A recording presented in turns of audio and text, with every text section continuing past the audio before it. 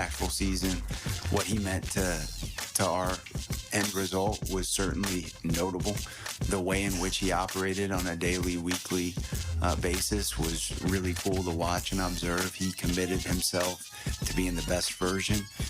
The connection between him, the coaching staff was real. Devin Lloyd picked it off. He's running it back to the 25. Still on his feet. Pulled to the ground inside the 15-yard line. What a play by Devin Lloyd. He takes it away. A little bit more on the quieter side early, getting to know him, and then you talk to him and you hear a very mature dude, and just he had specific goals that he wanted to accomplish this season, and I thought he attacked it in the exact right way. Ball fumble. The ball came out and the Jags have it.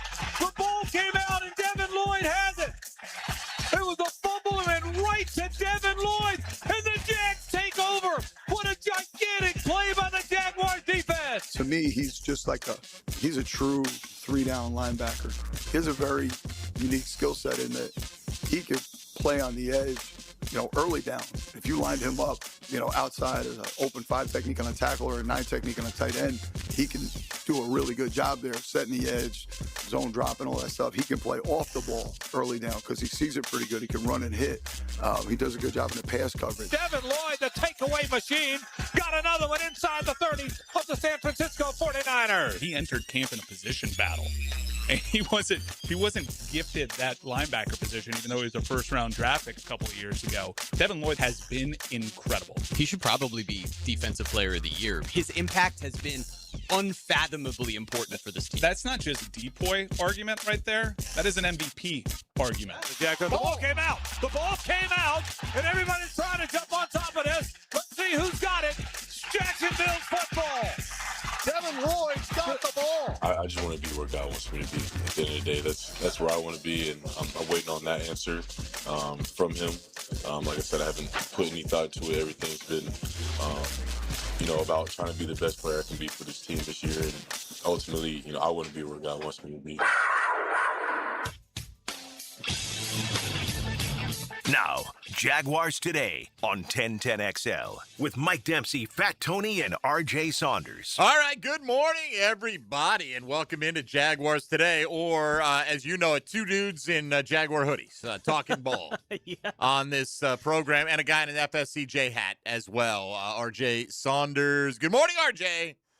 Good morning, fellas. How are you? How are you? Is that an old leftover open there from Dylan Denmark? That is not. Is it not?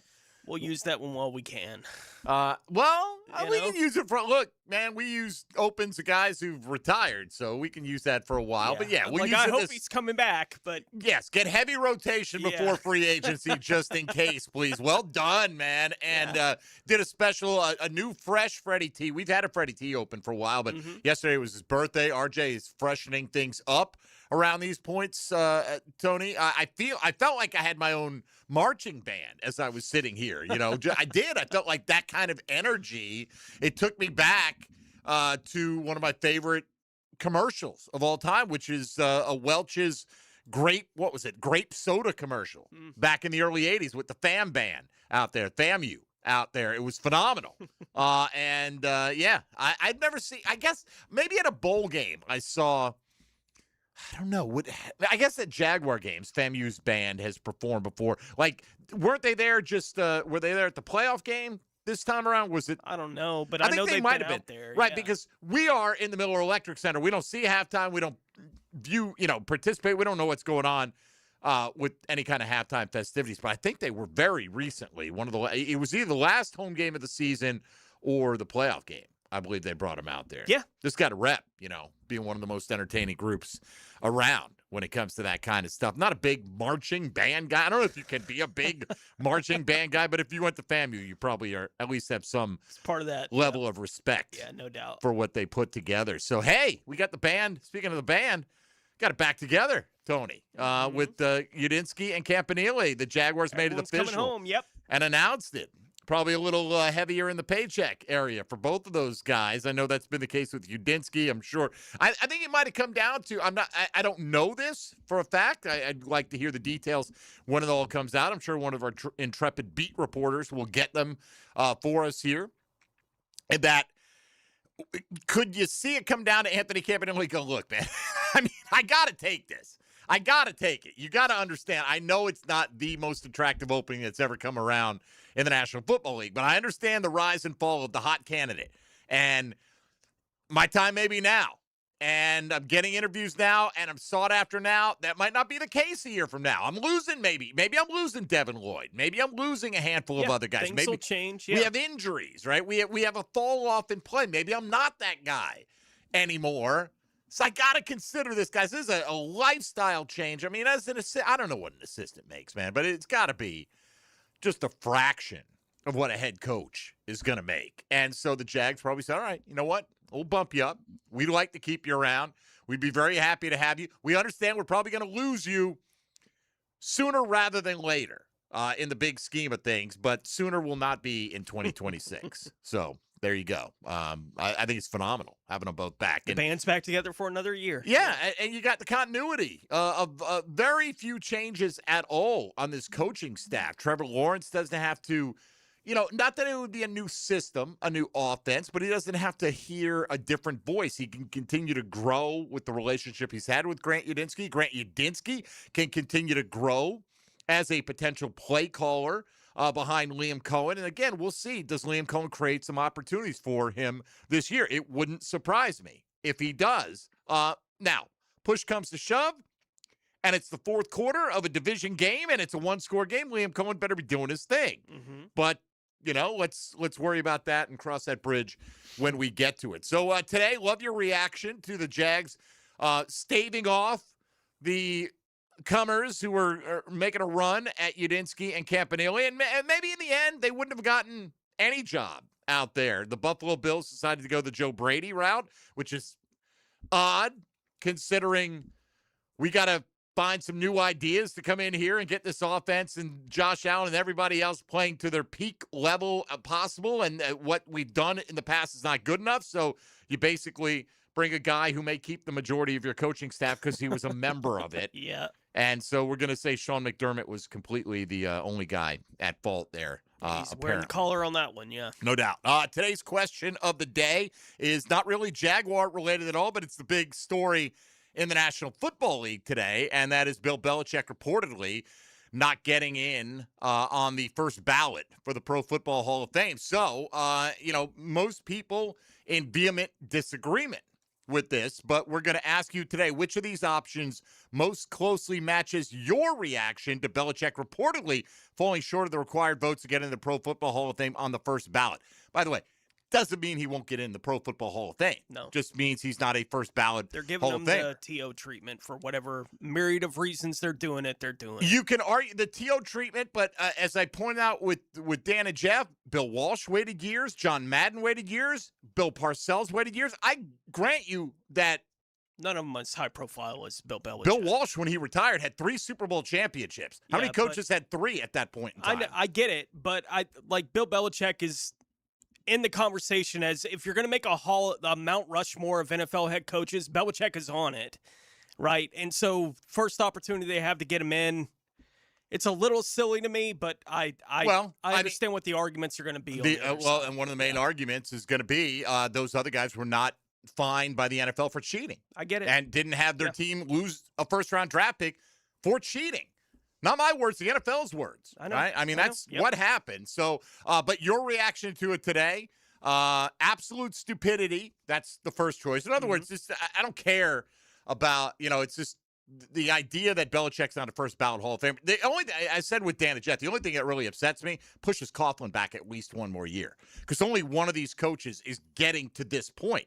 And by Belichick getting there, that keeps Coughlin from getting there. Yeah. So you can imagine Belichick's going to get there next year, and he's going to be 50-0 on the vote because they're going to have shamed people into switching their vote or whatever. So option 2, shaking my head at these petty voters. In other words, it's a personal grudge that they're holding against Belichick.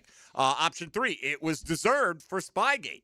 And option 4, Tom Brady made him. In other words, Belichick's great, but so are a lot of these other coaches out there. And there had to be some. I mean, what was your argument against Bill Walsh? Joe Montana made him? Ronnie Lott made him? Well, yeah, everyone who wins a lot of championships has great players. So, yes, there is a symbiotic relationship. Anyway, you can vote on that today. We'll dig into it a little bit later on. You're welcome to jump in and talk about no Johnny O today on assignment. So he's on assignment for the summer now, as we will reunite back in training camp. But Hayes Carline, the Hammer, coming up for the first time this offseason. Spend a little Hammer time with Hayes. That's coming up on the other side. If you want to get in today, 641-1010 on the Key Buick GMC phone lines or on the text line designed by Lifetime Enclosures. Stream us on YouTube, on Facebook, on X, or hit us up on the social media postings at MD_1010XL, at 1010XL Fat Tony, and at R has no J. All right, that's where you'll find the program. Hayes, the Hammer, Carline, coming up on the other side. You're listening to Jaguars Today, just getting underway on 1010XL and 92.5 FM. Jaguars Today for the Renewal by Anderson Custom Windows and Doors Studios. Turn your afternoon into an adventure with Hayes Carline. Who am I kidding? I'm not some adventurer. Weekdays on The Franchi Show. I'm not actually brave. On 1010XL. You're cuter than I thought. Hey, Hicken here. I couldn't be any happier than to join the George Moore Chevrolet family. When I say family, I mean it. Visit their beautiful showroom today off Atlantic Boulevard. Find out exactly what I'm talking about. No pressure, just friendly help. And whether you want a car, a truck, SUV, electric, pre-owned, you name it, George Moore Chevrolet has it. And if you can't make it over to Atlantic Boulevard, no problem. MooreChevy.com is easy to navigate as any site you will try. It's never been more easy to use. George Moore Chevrolet. Together, let's drive. It's a Weight Loss Wednesday on Jaguars Today. Awaken 180 Weight Loss. If you think it's great to be you can get more Gators anytime on the Gator Podcast channel. Go Gators! Set up by Southeast Orthopedic Specialists on the video and social channels of 1010XL. Are you looking for a place to outfit your truck or van? It's Catlin Truck Accessories. For 105 years and 4 generations, Catlin is the name you can count on. This is Keith Catlin, and we know trucks and vans too, from Lear toppers, ladder racks, van shelving, strobe lighting, roll and lock bed covers, and everything in between. If you want quality products and great customer service, there's only one name. It's Catlin. Who can you count on? Count on Catlin. For 105 years, you can count on Catlin. Hi, I'm Sean Monahan from Monahan Jewelers in Atlantic Beach. Since 1977, we've been Jacksonville's local family jeweler with a beautiful selection of fine jewelry and certified diamonds. But we're also Jacksonville's leading buyer of gold, silver, and diamonds from the public. Gold has recently hit an all-time high at over $4,000 per ounce. Pay bills, buy something fun. Now is the time to sell your gold for cash and get top dollar or trade it in for a new piece and get even more at Monahan Jewelers in Atlantic Beach. Low mortgage rates are back. Listen, Loan Pronto has fixed rate mortgages with APRs as low as 4.89%. It's the lowest in years. Hey, gang, Prosser here. Smart homeowners are taking advantage of this while they can. If you got stuck in a 6% loan, you can lower your payment big time, or you can keep your primary mortgage intact, get cash out, equity with Loan Pronto's rapid equity loans. One homeowner just got $250,000 out of their home. They paid off all their credit cards, some car loans, and cut their monthly expense by $2,000. Call now. See what option works best for you, but don't miss this big rate drop of 2026. Ask about new home loans, VA loans, full cash out refis, or their famous rapid equity loan. You can close in less than 2 weeks. You may be able to skip your next 2 house payments altogether. Call 904-999-1508 or visit loanpronto.com. No hard credit pull. 904-999-1508. Equal housing lender, NMLS 1661781. APR for well-qualified buyers. Visit NMLSconsumeraccess.org. Hacker here. Are you down 35 pounds yet this year? We're 4 weeks into the new year, and I was down 35 pounds in 4 weeks with Awaken 180. Real weight, real fast, and as you know, the results last. Get started today. Awaken180weightloss.com. Mark Watson with Hardball Creative. Now's the perfect time to order Logo coffee mugs, or maybe a Logo Sick brand tumbler. They're seriously ice cold and look great with your company logo. Hardballcreative.com. Hardball Creative. Hardball does it all. What NFL quarterback connected on TD passes with 98 different players during his career? For over 20 years, Southern Oak Insurance has given Floridians a better alternative to their current homeowners policy. See what you can get with Southern Oak. Log on to southernoak.com. Our family protecting yours. Southern Oak Insurance. Tom Brady Brady threw 105 touchdown passes to Rob Gronkowski, but there are 97 other players who caught at least one. Southern Oak Insurance, our family protecting yours. 1010XL, presented by Farah and Farah, exclusive injury law firm of the Jacksonville Jaguars. When it's game time, Farah doesn't flinch. Here's another call on the 1010XL hotline, driven by Key Buick GMC, home of the lifetime powertrain warranty. You can't touch this. Now, more Jaguars today on 1010XL. All right, time for a little hammer time. Nothing like hammer time. It's at least a monthly requirement around these parts of Jaguars today, so we just are lucky to get Hayes Carline in before January runs like sands through the hourglass. Hayes, good morning, sir. How are you? Gentlemen, good morning. Great to be with you. Great to be with you. Were you going to throw your name into the hat to be a coordinator candidate for the Jacksonville Jaguars had Udinski or Campanile moved on, or are you satisfied with this outcome? I am greatly satisfied with this outcome, and I thought they were going to lose them both once there were 10 jobs available, because I just didn't think the pool of candidates was overly deep.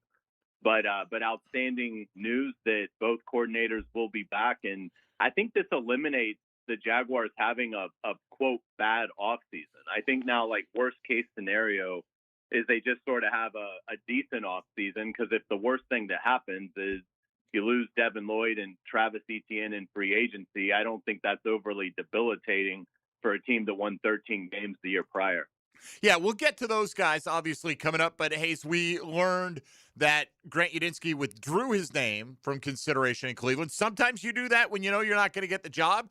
Sometimes you do that because you really think you have better options out there and this isn't the right move for you. Anthony Campanile as well. It seemed like he was still in the race there in Arizona. Do you have a sense that these guys, had they been more attractive jobs, do you think one of these guys would be a head coach, or do you think they withdrew, in the face-saving gesture like a lot of people do when they know it's not going their way? I think it was face-saving, and obviously they got good, raises from the Jaguars, but these guys, they've always dreamed about running their own program, being their own boss, setting their schedule, and having a chance to guide a team and win. So I think when you have a chance to be one of 32, I don't think you pass on that, even if it's not exactly the best set of circumstances. I mean, again, the way the league works, if you know what you're doing, then it's hard to be in a situation where it's just impossible to win. Like even in Cleveland and Arizona, if they make the right move, then they can improve significantly pretty quick. And so no, I don't think it was that they looked at it as I'd rather stay a coordinator. I just think they probably saw the writing on the wall. But to the Jaguars' credit and to their credit, they were able to to get a nice lucrative bump in pay. So let's get to the Jaguars free agents in-house a little bit. How would you prioritize the three names that are getting thrown around the most right now in Etienne, Devin Lloyd, and Buster Brown? I think they're all three sort of different levels. I think Lloyd they'd like to keep, but I don't think they'll do whatever it takes to keep him. And I think ultimately Devin Lloyd, I think one of the other 31 is going to give him something that is pretty ridiculous. But that's fine. I mean, good for Devin, and that's the nature of this league. But there's some teams that just have oodles of cap space, like ridiculous levels of cap space. And so I think Devin Lloyd is going to get a deal that it's just going to be, it would be hard for the Jaguars to come up with now. And so I think that's one where probably the player wants to test the market, and I don't think I don't think the Jaguars feel strongly enough about Devin to think about a tag or anything like that. So I think that's one where the Jags would like to have him back, but it's not going to be viewed as a must-have. So I think Devin Lloyd hits the market, signs a huge deal, and everybody wishes him well. With Etienne, I think that's more. I think the club is probably prepared to, not be overly competitive with an offer to him. I think they're ready to pivot to Tootin and Allen, and then maybe bring in fourth, fifth round rookie, or maybe sign a second wave free agent running back to fill the room out. But I think with ETN, it's probably more. I would think the Jaguars wouldn't be. I mean, they may offer him something, but he'll be able to do better on the open market. So I don't think there's much of a chance he comes back. And then, yeah, I would think with Buster Brown, there's a good chance that he returns because he's so scheme specific. There's going to be a lot of clubs that aren't going to have any interest in him at all. So I would think the Jaguars could get him back at a reasonable number. Yeah, and when it comes to ETN, Hayes, I heard that the Jags at least have discussed the possibility of using the transition tag on him. Like, they wouldn't franchise him too expensive. I'm not saying they will use it, but what would you think about that if they could find the cap space to do it? It'd be about $11.4 million is the estimation, but it'd only be a one-year commitment, and you wouldn't have that ongoing. And, typically I would say move on from the veteran running back and bump the young guys up. But, man, I don't know if it's going to be as easy to replace what ETN did this year as simply saying move on to the next guy. What do you think? Yeah, I'd be surprised if they wanted to do any sort of tag with ETN, and they're not in like terrible cap shape, but they don't have the mass of it that we're sort of accustomed to the Jaguars having. So I would think they would be pretty confident that they would be able to replace ETN this offseason without that kind of financial investment. And I do think that, they're optimistic about what Bashal Tutin can be. And, LaQuinn Allen obviously is, for a rookie, mastered the third down role. So I think it's one of those where you like ETN, but I don't think they're going to be willing to make that kind of financial commitment for one season to keep him. How do you rank the Jaguars' needs going into the offseason? I would say defensive tackle first, defensive tackle second, and then everything else I think is a corner is high. But I mean, I gotta say, I mean, I'm pretty optimistic looking at this club and where they're headed. I mean, this is going to be an incredibly hard 53 to make. They have 11 draft picks. They're going to be savvy with, some free agent signings that they bring in. Again, probably more in the second wave. But in looking at it, I mean, they've got a great nucleus that's already set. So you've got a surplus of numbers along the offensive line.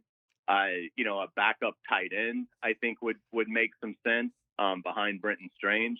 But that's not something you have to greatly prioritize. I like the receiver room. So, I mean, I think that in looking at it offensively, I think you're in pretty good shape. Defensively, I would think definitely, tackle like we talked about, but, even at safety, they've got, if they still believe in Ransaw, and I believe they do, they just haven't seen anything yet. I think you're looking at a pretty good amount of options there at linebacker and at safety. So, I mean, honestly, I think certainly they have needs, but the health of this roster is really strong. Like this might be the best this roster has looked in terms of balance in 20 years. I mean, in terms of the guys they have on both sides of the ball that are coming back, but certainly if they could get an interior defensive tackle and supplement their edge, and lock down get another corner. I think those would be the biggest things for me. And when it comes to the defensive tackle, the Jags obviously were great against the run, so I would assume you're looking for a disruptor, right? And those guys are not easy to find. So what do you think the path is? Do they have the kind of money to go out there and make a splash in free agency? Or do you think the draft is the path to go? Or could you see them trading with maybe future first-rounders being involved, a la when they went after, or at least tried to go after Quinnen Williams last year? Yeah, I think everything is in play. Obviously, we've seen James Gladstone be very bold.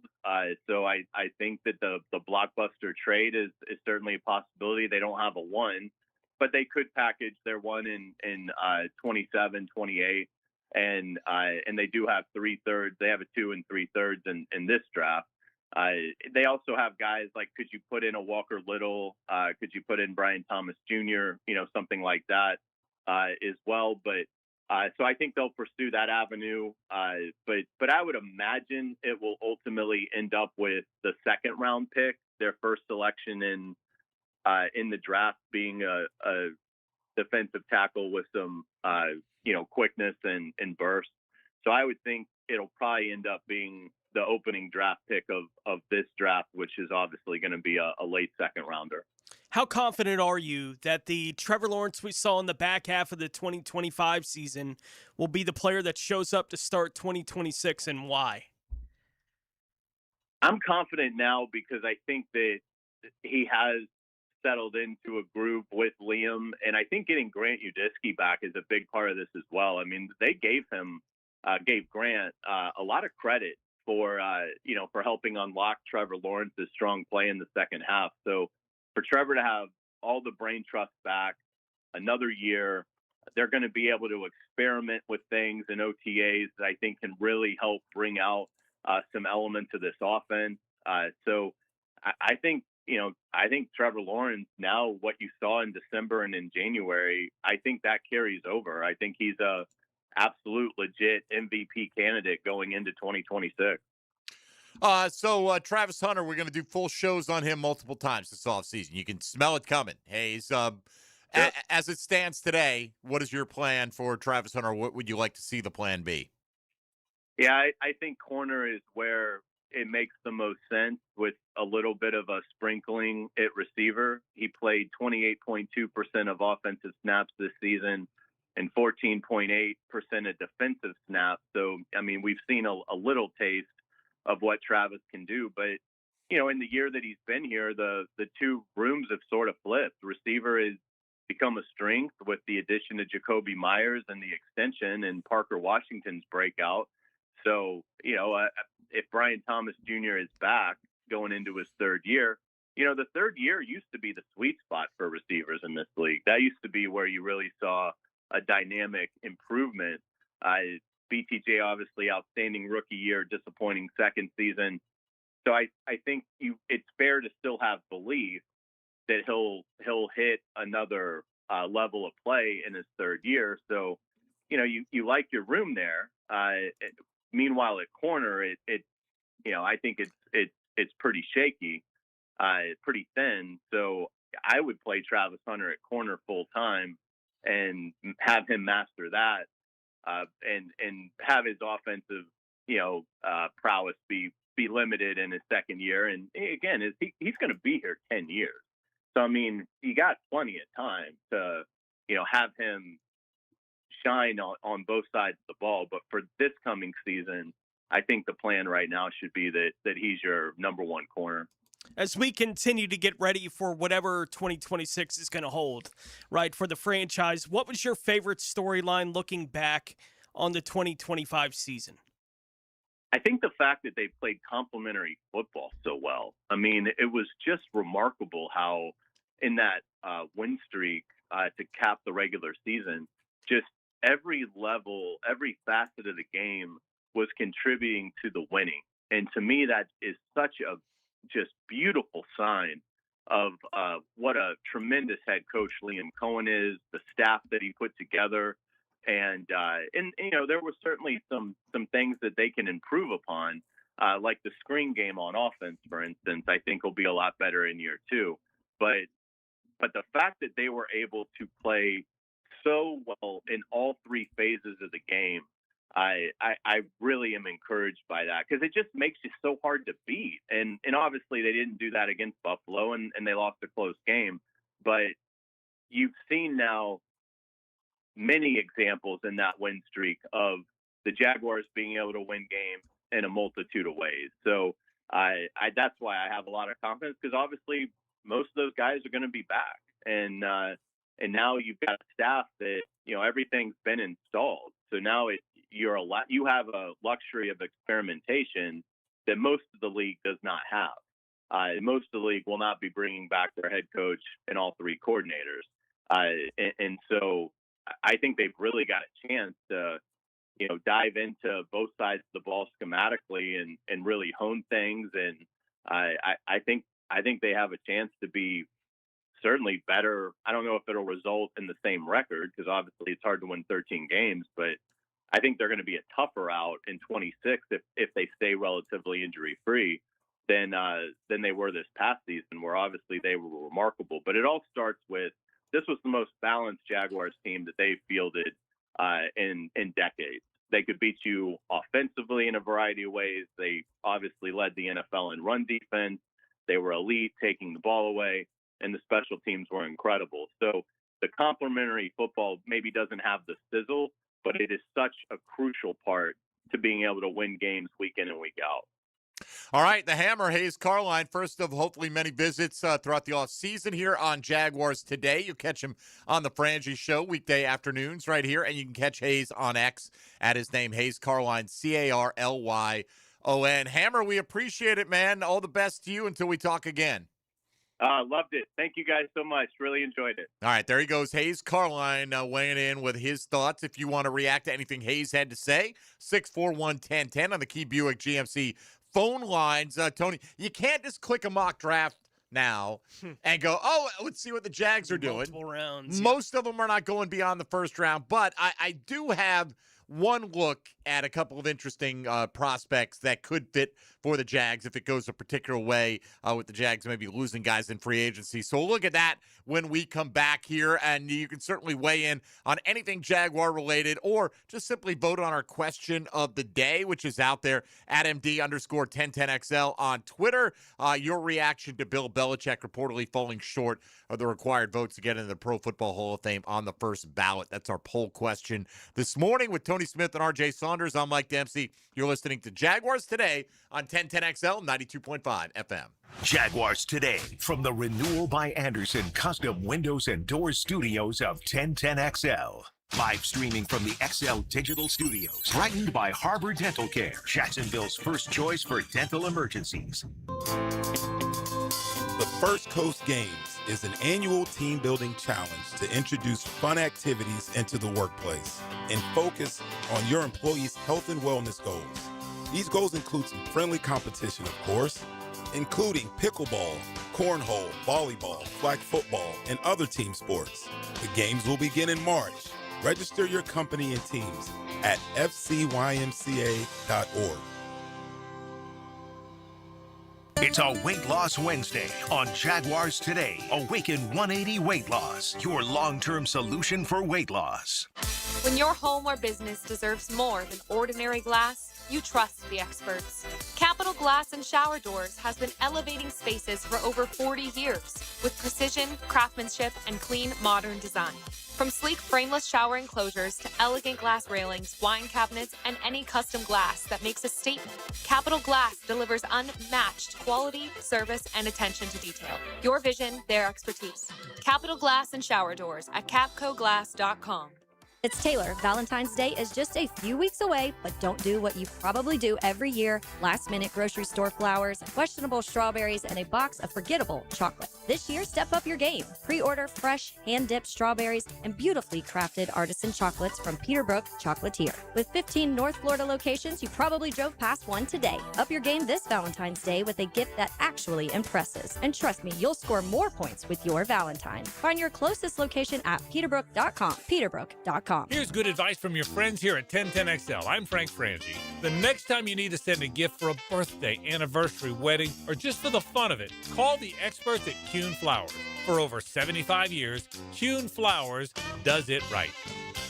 Looking for that designer engagement ring like Tacori or Verragio? Then hear this. The only locally owned authorized dealer here for these exquisite rings is Beards Diamonds. Beards is your destination for the top names in bridal design. Tacori, Verragio, Sylvie, Gabriel & Company, Gnome Carver, and more. If she's seen it on Pinterest or in a bridal magazine, Beards has it. Exquisite, handcrafted, and made in America. So you can get her the ring of her dreams without having to go to one of those national mega chain jewelers. At Beards, there's no big company rules, no Wall Street sales goals, no impersonal service. The non-committal commissioned experts at Beard's Diamonds will take their time and let you see dozens of ring styles from all the most sought-after designers. Beard's is proud to be Jacksonville's premier jeweler for nearly 45 years. We're committed to this area and promise an authentic, refined, and risk-free experience without markups, without pricing games, without corporate red tape getting in the way of making you happy.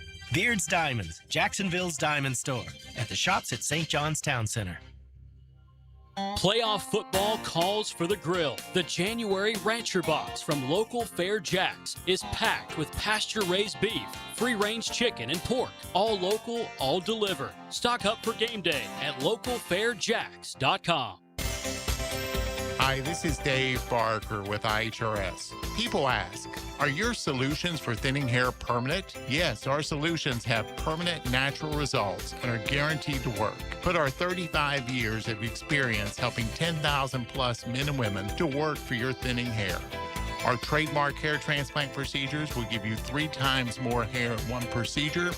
PRP and laser treatments are fast, easy, and effective, and only take 30 minutes. Most of our staff have experienced hair loss ourselves. Our caring and confidential team can help you look better and feel better about yourself and restoring your hair again. For your confidential consultation, call 904-777-IHRS. That's 904-777-4477. Or go to hairforme.com. That's hairforme.com. 1010XL, presented by Farah and Farah, exclusive injury law firm of the Jacksonville Jaguars. Focused, fueled, fearless, Farah.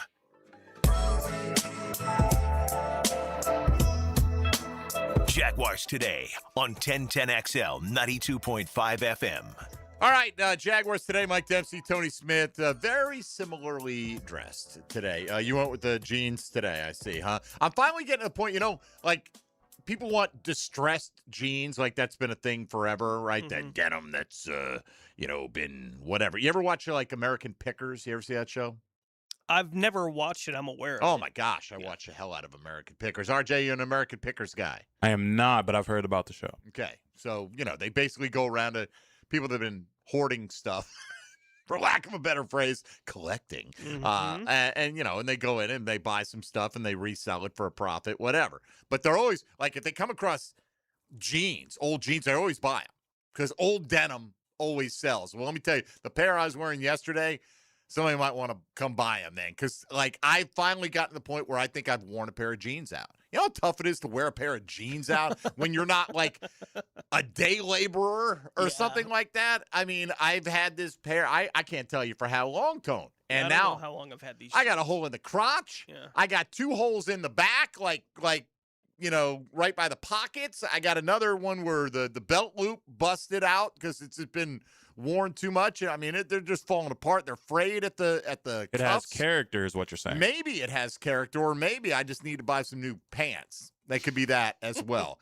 That's a possibility. All right, let me give you a couple of scouting reports here, because now, like, I click on a mock draft. We'd be full of mock drafts by now, RJ. I'll just let you know, if this were a normal year, we'd be all up to our eyes in mock drafts. Things change already on this program. Yeah, things change. It's kind of tough, this early, to know who's going to be available, but it's tough this early as well to find people doing multiple round mock drafts. Some people will do a mock, like The Athletic likes to do this. Brugler will do one where he does the first round, and if a team doesn't have a pick in the first round, he will project their first pick wherever it falls with a player he thinks will be available out there. But I'll give you 2 guys. This is off Daniel Jeremiah's rankings of the top 50 prospects. Okay. Jags have picked 54. So, 56. I'm sorry, 56. RJ was nodding along. I said, Jags have picked 58. He's nodding along. Say, all right, that's a good producer right there. Either correct me or just, absolutely. Don't stop him. He's on a roll. Something about the Germans bombing Pearl Harbor. Anyway. Isn't it supposed to be pick 56? Shh, just let him go. Just let him go. Yes, exactly. Just let him go. Just let him go. All right, so here's the guys from 40 to 50. Okay. Ty Simpson, quarterback. We're not taking a quarterback. Probably not. I will say we will definitely not be taking a quarterback with the 56th pick. I feel pretty confident in that one. I can't pronounce this guy's name. Max Ianakor, Arizona State offensive tackle. Okay. If I need to learn his name as we get closer, something funky happens with our offensive tackles, then I'll learn his name. He's at 41. All right. Got a linebacker at 42. Going to read his scouting report to you in a minute. Jadarian Price, the Notre Dame running back. I don't see it, man. I don't see letting Etienne walk to spend your second-round pick on a running back when you have Bajal Tootin and LaQuint Allen. Either you have confidence that Bajal Tootin can be your lead guy, right, or find a way to bring Etienne back for another year until you find that confidence or until you develop a guy that you are confident in. I'm not turning it over to Notre Dame's second-best running back, even though he may be the second-best running back in the draft. Chris Brazel, the second out of Tennessee. Brazel. Is it Brazel or it's probably Brazel? Yeah, the wide receiver. Yeah. Probably not drafting a wide receiver there. Malachi Fields, wide receiver in Notre Dame. Same thing. Deion Burks. Must be a good range to take a wide receiver. Deion Burks out of Oklahoma, wide receiver at 46. Got another linebacker. Going to give you his scouting report in a moment. Zachariah Branch out of Georgia, wide receiver. I mean, this is just wide receiver-rich territory. Chase Basantis, Texas A&M interior offensive lineman. Again, I think we're pretty solid on the O-line. And then another wide receiver, Tony Chris Bell out of Louisville. All right, so here are the two scouting reports. You tell me. Okay. This is presuming Devin Lloyd is not retained. He walks away. Which one of these is more attractive? That one, then I'll give you the player and the school because I don't want that to influence you at all. All right, this player is a fluid mover with outstanding size and speed. Against the run, he isn't physical to take on blockers, but he has excellent quickness and change of direction to work around them or avoid them altogether. His instincts and speed put him in position to make a lot of plays. Outstanding closing speed from the backside. In pass coverage, his change of direction is elite. He can use his burst to make tackles underneath. He has the agility to line up with the athletic tight ends he'll face at the next level. He's a reliable chest-up tackler, also a superb blitzer, relying on speed to pressure quarterbacks. Overall, Hill is an overly violent, aggressive player, but his athleticism, I gave you his last name there, but is an asset at the position. Okay, so that's linebacker numero uno there. Second one here. This guy is a tall, lean, and fast linebacker prospect. Moved around in his team's defense, lining up in the box, on the edge, over the slot. Was deployed as a spy on occasion. His game is predicated on speed. We're hearing a lot of speed stuff here. Once he makes his read, he utilizes that burst to beat blockers to spots and makes plays. If necessary, he'll take on blockers, but he struggles to escape them. Seems like a common theme with the two guys. Yep. Fantastic lateral range to chase and make plays from the backside. Does a good job of using his size, length to clog throwing lanes as a zone dropper. Overall, lacks ideal physicality. His athletic traits provide tremendous upside. They're both very similar. Very similar, right? Yeah. Very similar. First guy's Anthony Hill Jr. out of Texas. Okay. So he played against a very high level of competition, obviously. The next one's Jake Golday out of Cincinnati. So slightly, lower week-to-week level of competition. I think I liked Hill a little bit better, talking about the elite change of direction and covering guys. I mean, that has been, and I think they did a great job positioning Devin Lloyd this year, but I still don't think if you want to match up a guy one-on-one versus the guy he's covering, you don't want him on the elite tight ends. Right. And I do think that's specifically in the write-up there from Jeremiah that he mentioned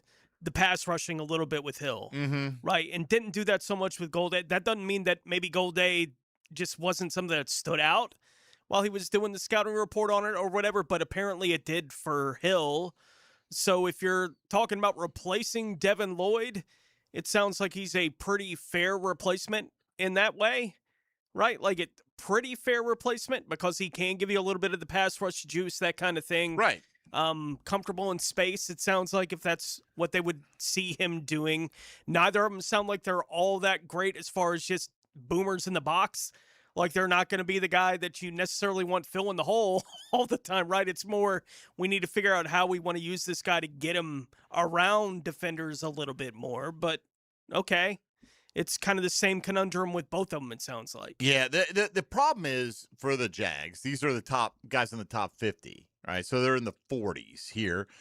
When you look at that spate of wide receivers there, like if these were gospel rankings, right, and they won't be. Every team's going to differ. But if they're in the ballpark, if you're a team drafting in the second round, you're like, Damn, there are like 8 receivers here. I'll grab one in the third, right? I mean, that's what's going to happen. And it always happens at some positions that are seen as deep. Certainly the elite guys will go. Did you have a preference between 1 and 2 there? Number 1, Mr. Hill. Yeah. I think we'd all, and he's just ranked just a few spots ahead, but those are the kind of guys we're going to be learning more about, I think, throughout this process, particularly when we see how free agency plays out. All right, we'll continue along here. You can vote on today's poll question at MD_1010XL. Your reaction to Bill Belichick reportedly falling short of the required votes to get into the Pro Football Hall of Fame. Your thoughts on the Jags retaining their offensive and defensive coordinators, along with, let's not forget, Heath Farwell, did an excellent job on special teams this year. That and a lot more coming your way as we continue on Jaguars Today here on 1010XL and 92.5 FM. Jaguars Today for the Renewal by Anderson Custom Windows and Doors Studios. Duval all day. Search 1010XL Jaguars on YouTube. I'm with Retro Cycles of Jacksonville, and the fall part of the year just offers so much fun, especially when you're out and about. Tell everybody what's happening with Triumph right now. They have got a lot of new models on the road, from Scrambler 400s. They've got the legendary Rocket motorcycle. Lots of really cool bikes to choose from. And the price point and all the tricks that come with the Triumph bike, they're all there.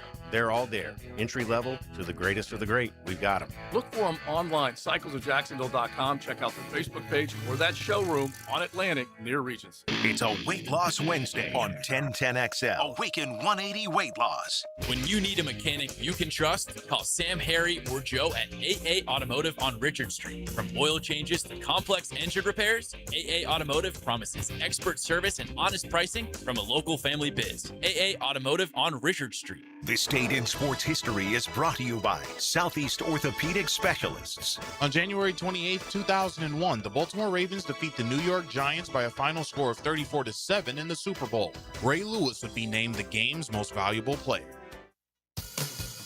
With Lee and Kate's Glass, you're gonna see a big difference. Hey folks, it's Frank Frangie for Lee and Kate's Glass. They say you're going to see a big difference, but what does that really mean?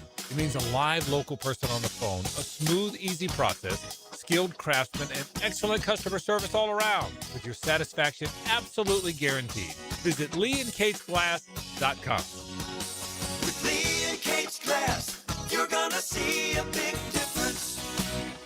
Jacksonville is the flip side of Florida. And inside the flip side, the action never stops. If you're tired of hearing about the best games after the final whistle, don't get left on the sidelines. Whether it's a unique sporting event you've never seen, a weekend with the family, or a winning date night, Visit Jacksonville is your ultimate playbook. Get in the game. Head to visitjacksonville.com/locals or download the Visit Jax app today and see everything coming in 2026. Jacksonville. Experience the flip side. Low mortgage rates are back. Listen, Loan Pronto has fixed rate mortgages with APRs as low as 4.89%. It's the lowest in years. Hey, gang, Prosser here. Smart homeowners are taking advantage of this while they can. If you got stuck in a 6% loan, you can lower your payment big time, or you can keep your primary mortgage intact, get cash out, equity with Loan Pronto's rapid equity loans. One homeowner just got $250,000 out of their home. They paid off all their credit cards, some car loans, and cut their monthly expense by $2,000. Call now. See what option works best for you, but don't miss this big rate drop of 2026. Ask about new home loans, VA loans, full cash out refis, or their famous rapid equity loan. You can close in less than 2 weeks. You may be able to skip your next 2 house payments altogether. Call 904-999-1508 or visit loanpronto.com. No hard credit pull. 904-999-1508. Equal housing lender, NMLS 1661781. APR for well-qualified buyers. Visit NMLSConsumerAccess.org. This is the kind of sandwich you don't rush. French dip at Firehouse Subs. Premium roast beef loaded with caramelized onions, melted provolone cheese, and topped with Italian seasoning. Stacked on a toasted garlic bread roll with hot au jus for dipping. For a limited time at Firehouse Subs. Give a unique gift this Valentine's Day to that special person in your life with a custom-made candle or body care product from Wick, a candle bar. Locations in San Marco and Jax Beach. Hey, it's Travis from Cannons of Jax. When you need a trailer hitch, gooseneck, or RV towing options, call us at Cannons. We've been doing it for 55 years, and customer service is our #1 priority.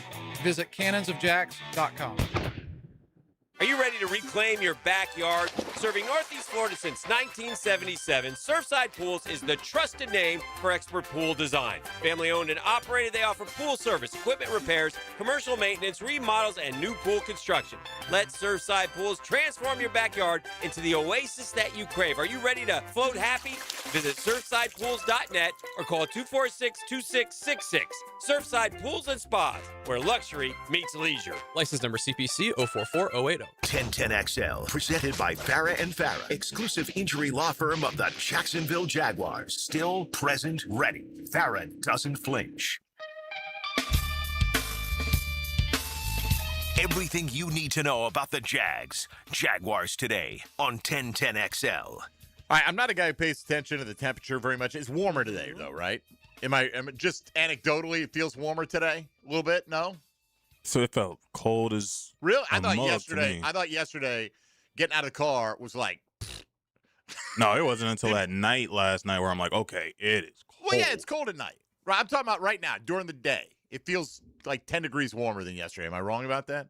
I don't know. It's about right. That feel about right? I'm not asking what the actual temperature is compared to yesterday. Yeah, I think on the car it said 41 while I was driving in All right. yesterday. I think it was 32. Yeah, it was like 32, It's about 10 35. degrees warmer, right?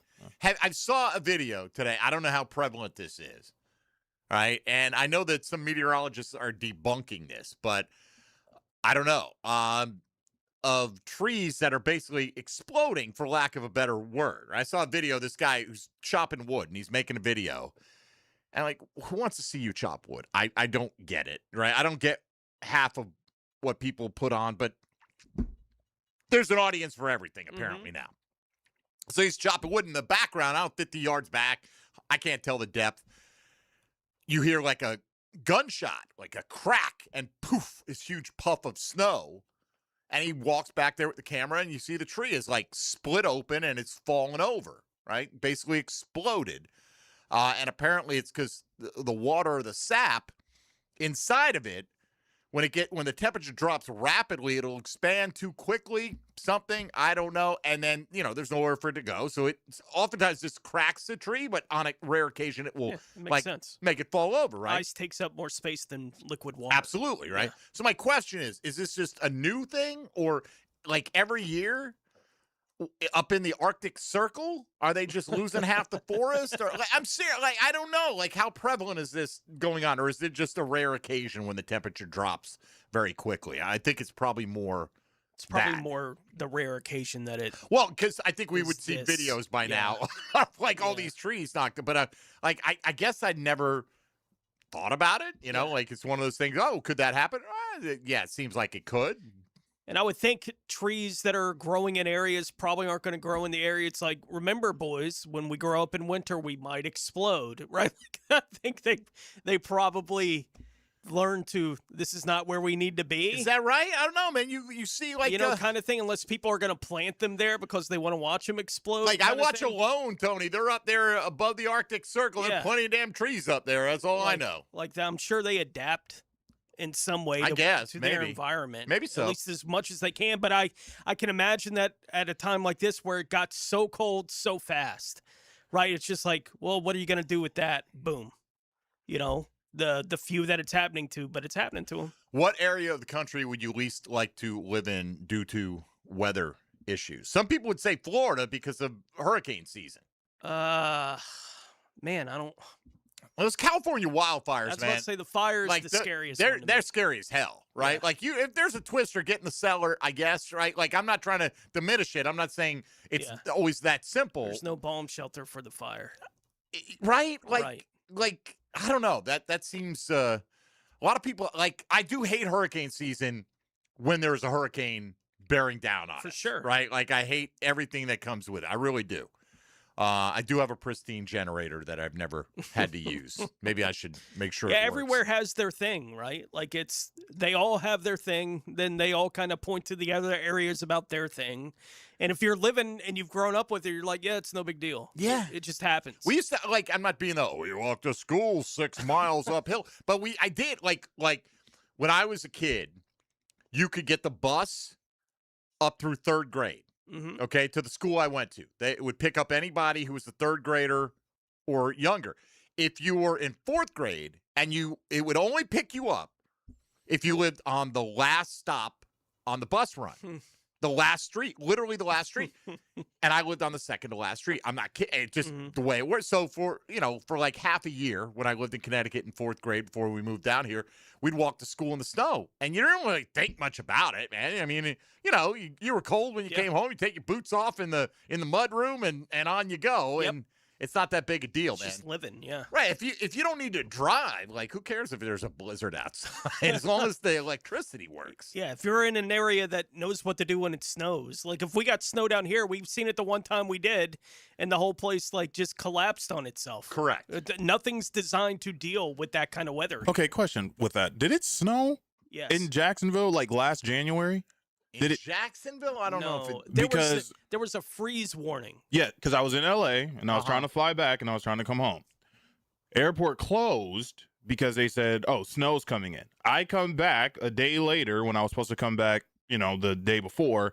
Not even a snowflake here in Jacksonville. I'm like, what's going on? I couldn't go back home a day before because you were saying it's going to snow. Yeah, I think we had a day or two where we were getting rain when it was really cold, which is not something we typically get anyway, but it was cold enough that anything it was getting to on the ground was colder than the air, right? Like, it was that kind of cold in the area. So it's like it's water coming down, but it's going to get frozen when it gets down here. So there were patches of that going on around the city, but I don't think we've had snow since 88.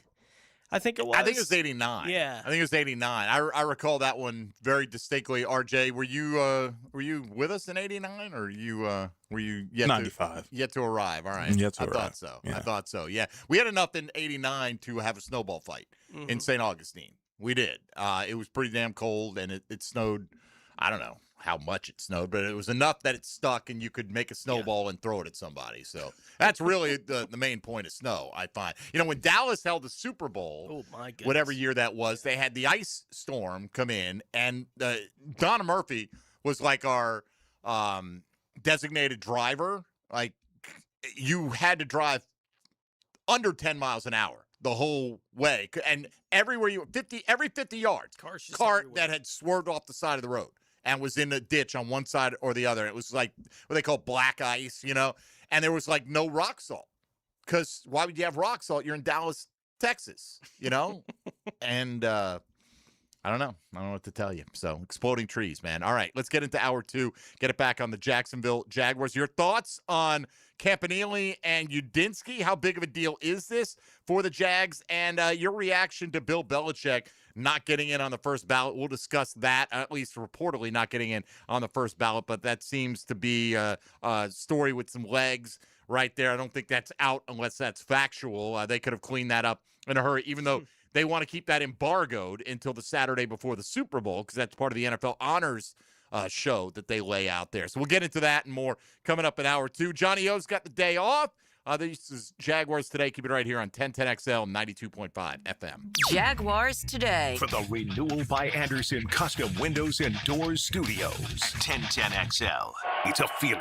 Do you feel it? A buzz. I feel it. I feel it as strongly as I've ever felt anything in my life. A vibe. I can feel it. I can feel it like it's right. 1010XL. Sports talk for the First Coast. Get a healthy start in 2026. The Florida Department of Health in Duval County is here to help you get healthy and stay healthy all year long. Our dedicated team is committed to providing high-quality care and trusted public health services for our community. Our mission is simple: to protect, promote, and improve the health of you and your family. Learn more about our programs and services by visiting duval.floridahealth.gov. It's Awaken 180 Weight Loss Wednesday on Jaguars Today. Start your new year off healthy and get screened at Ackerman Cancer Center with on-site imaging, including whole body MRI, PET and CT scans, and mammography. Early detection is key. Visit AckermanCancerCenter.com. Get in the hunt with 1010XL's QB. All right, guys, let's make a play for 1010XL. David Garrard joins Mike and Fat Tony on Jaguars Today. Restored by Resto Pros of Northeast Florida on 1010XL. Finding the right plumber to reline your cast iron pipes doesn't have to be a stressful experience. When you hire Superior Plumbing and Pipelining, you can rest assured you're getting the best in the industry. At Superior Plumbing and Pipelining, we're so confident in our work that we encourage you to get multiple estimates. Look at each company's reviews and check the scope of their pipelining work to make sure it's what you're expecting. But at the end of the day, make the superior choice. Superior Plumbing and Pipelining. Request a free estimate at superiorplumbingjacks.com. Home of the Jaguars. WJXL AM Jacksonville Beach. WJXL FM Jacksonville Beach. Frank Frangie here for Coil Fencing. Since 1927, Jacksonville has trusted Coil Fencing to protect what matters. And I trust them too. From tough chain link to your commercial project to sleek aluminum fencing your HOA will love, Coil does it all. Did you know that Coil can also install, service, and maintain those automatic gates that help protect your neighborhood or business? To schedule a complimentary consultation, visit CoilJacks.com. That's COYLE Jacks.com. Coil Fencing, A+ rated with the Better Business Bureau, proud partner of the Jacksonville Jaguars. It may be winter in Northeast Florida, but it's one of the most important times to protect your lawn.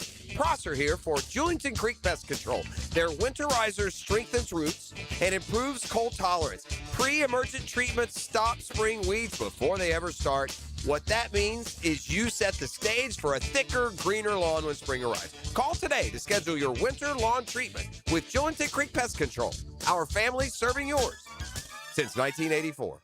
Hacker here, and I'll admit something I don't love admitting. At some point, you just kind of get used to being overweight. Not happy about it, just used to it. Like, yeah, this is me now. That was my mindset. I tried stuff, took the meds, cut carbs, all of it. And when none of it really worked, I remember thinking, all right, I guess I'm just gonna have to live with this. And that sucks. I didn't like saying it out loud, but that's where I was. When I finally started Awaken 182 years ago, I wasn't fired up. I was skeptical. I just didn't want to feel stuck anymore. Then 4 weeks went by where we are right now in the new year, and I was down 35 pounds in a month. And that's when it hit me. I wasn't broken. I just needed the right plan for me. That's what Awaken 180 gave me. That's what they'll give to you. Look, there is no magic pill that lasts. There is no healthy diet giving the results I got.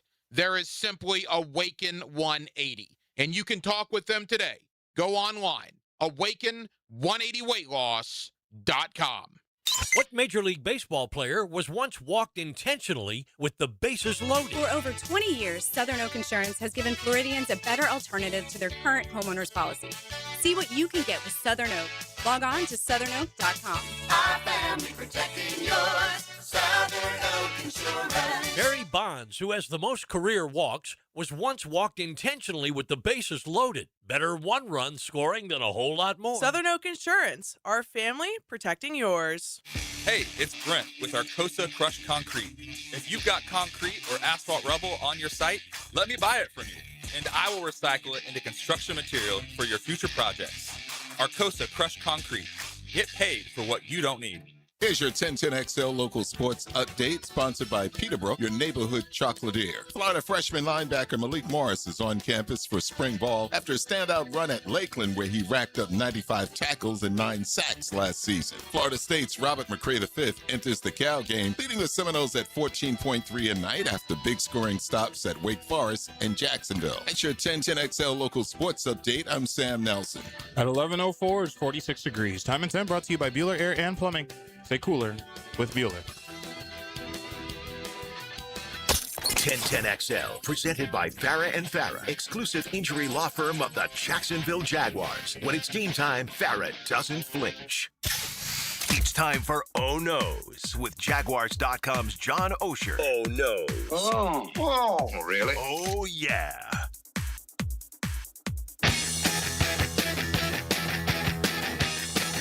All right, Johnny O with the day off today, on assignment, as we like to say, on assignment until training camp, as we wrap up the month with the last week with our co-host, with the exception of McManus. He's a year-round guy around these parts on Jaguars Today. We'll go around the league coming up here in a minute, but it looks like Todd Monken will be the next head coach of the Cleveland Browns. Yep. Tony, I'd love to see the timeline of thinking, behind it. It's their issue. I don't really care that much. I'm glad that it's not Grant Udinski from a selfish standpoint. Yeah. I'm sorry. If it had been Grant, I would have understood and wished him the best and thank you for your year of service. You did a great job. Good for him. I'm not ready to lose him yet. Yeah. It came down to that. So, but this is why you can't, I mean, not that, an online poll means anything, right? We throw them out there all the time. You try to gauge your in-the-moment reaction. Sure. At least to the people who are willing to vote on this. But this one, like, if you want to do a vote, yeah, I'm in favor of, I'm against, yes, no. One here, in Cleveland, a day ago. When it comes to hiring Jim Schwartz as the head coach, like this tweet, if you'd be happy with it, and if not, send a reply. So what's going to happen? It's easier to click a button than it is to type out any thought or to form that thought or to express that thought.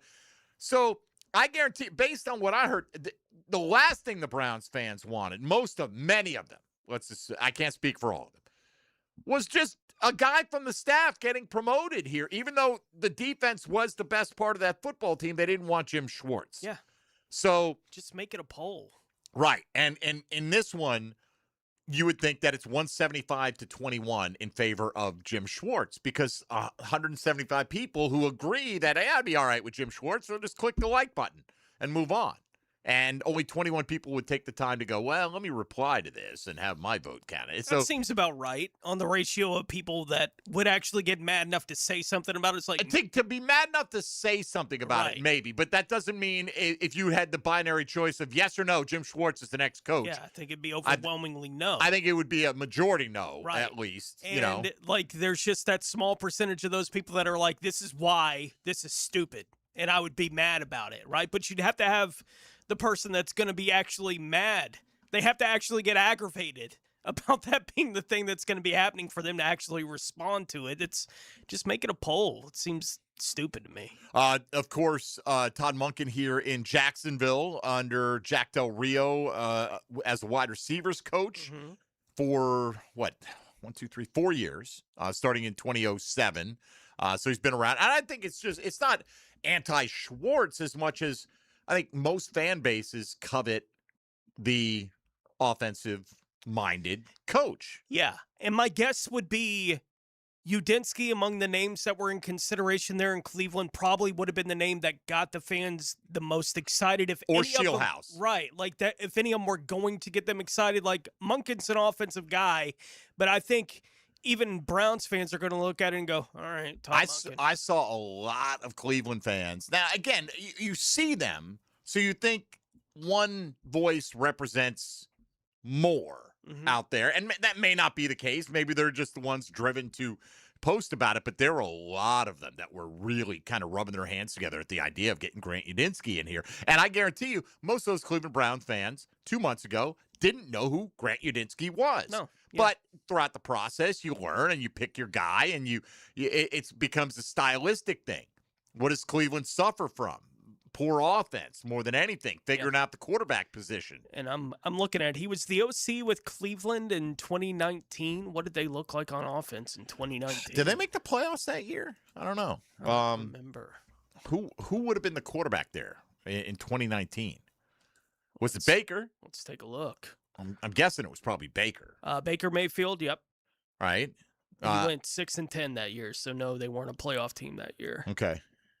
They made the playoffs fairly recently. They did. I think. 3 years ago, yeah. You can make it anywhere, man. Anybody who says you can't. I mean, when Liam Cohen comes in here and takes a 4-win team and with the blessing of ownership is given the reins to be hyper aggressive, and they get a young hyper aggressive general manager, and they're like, you know what, screw it. We're going to do it in our way. We're not going to sit back and go, man, I wish we had done it this way, because that a lot of coaches succumb to that first time around. And look, that's part of the deal with Liam Cohen. I don't like the fact that he didn't kick the field goal against Buffalo, but that's part of the package of who Liam Cohen is. Now maybe that will evolve, right? But we get who we get, and in part, you are a 13-win club because Liam Cohen didn't visualize obstacles as barriers that he couldn't get beyond. Right. It is funny when I'm looking at the Monken page here on Pro Football Reference. He's been an offensive coordinator for 7 years of his career, one of those being in Cleveland back in 2019.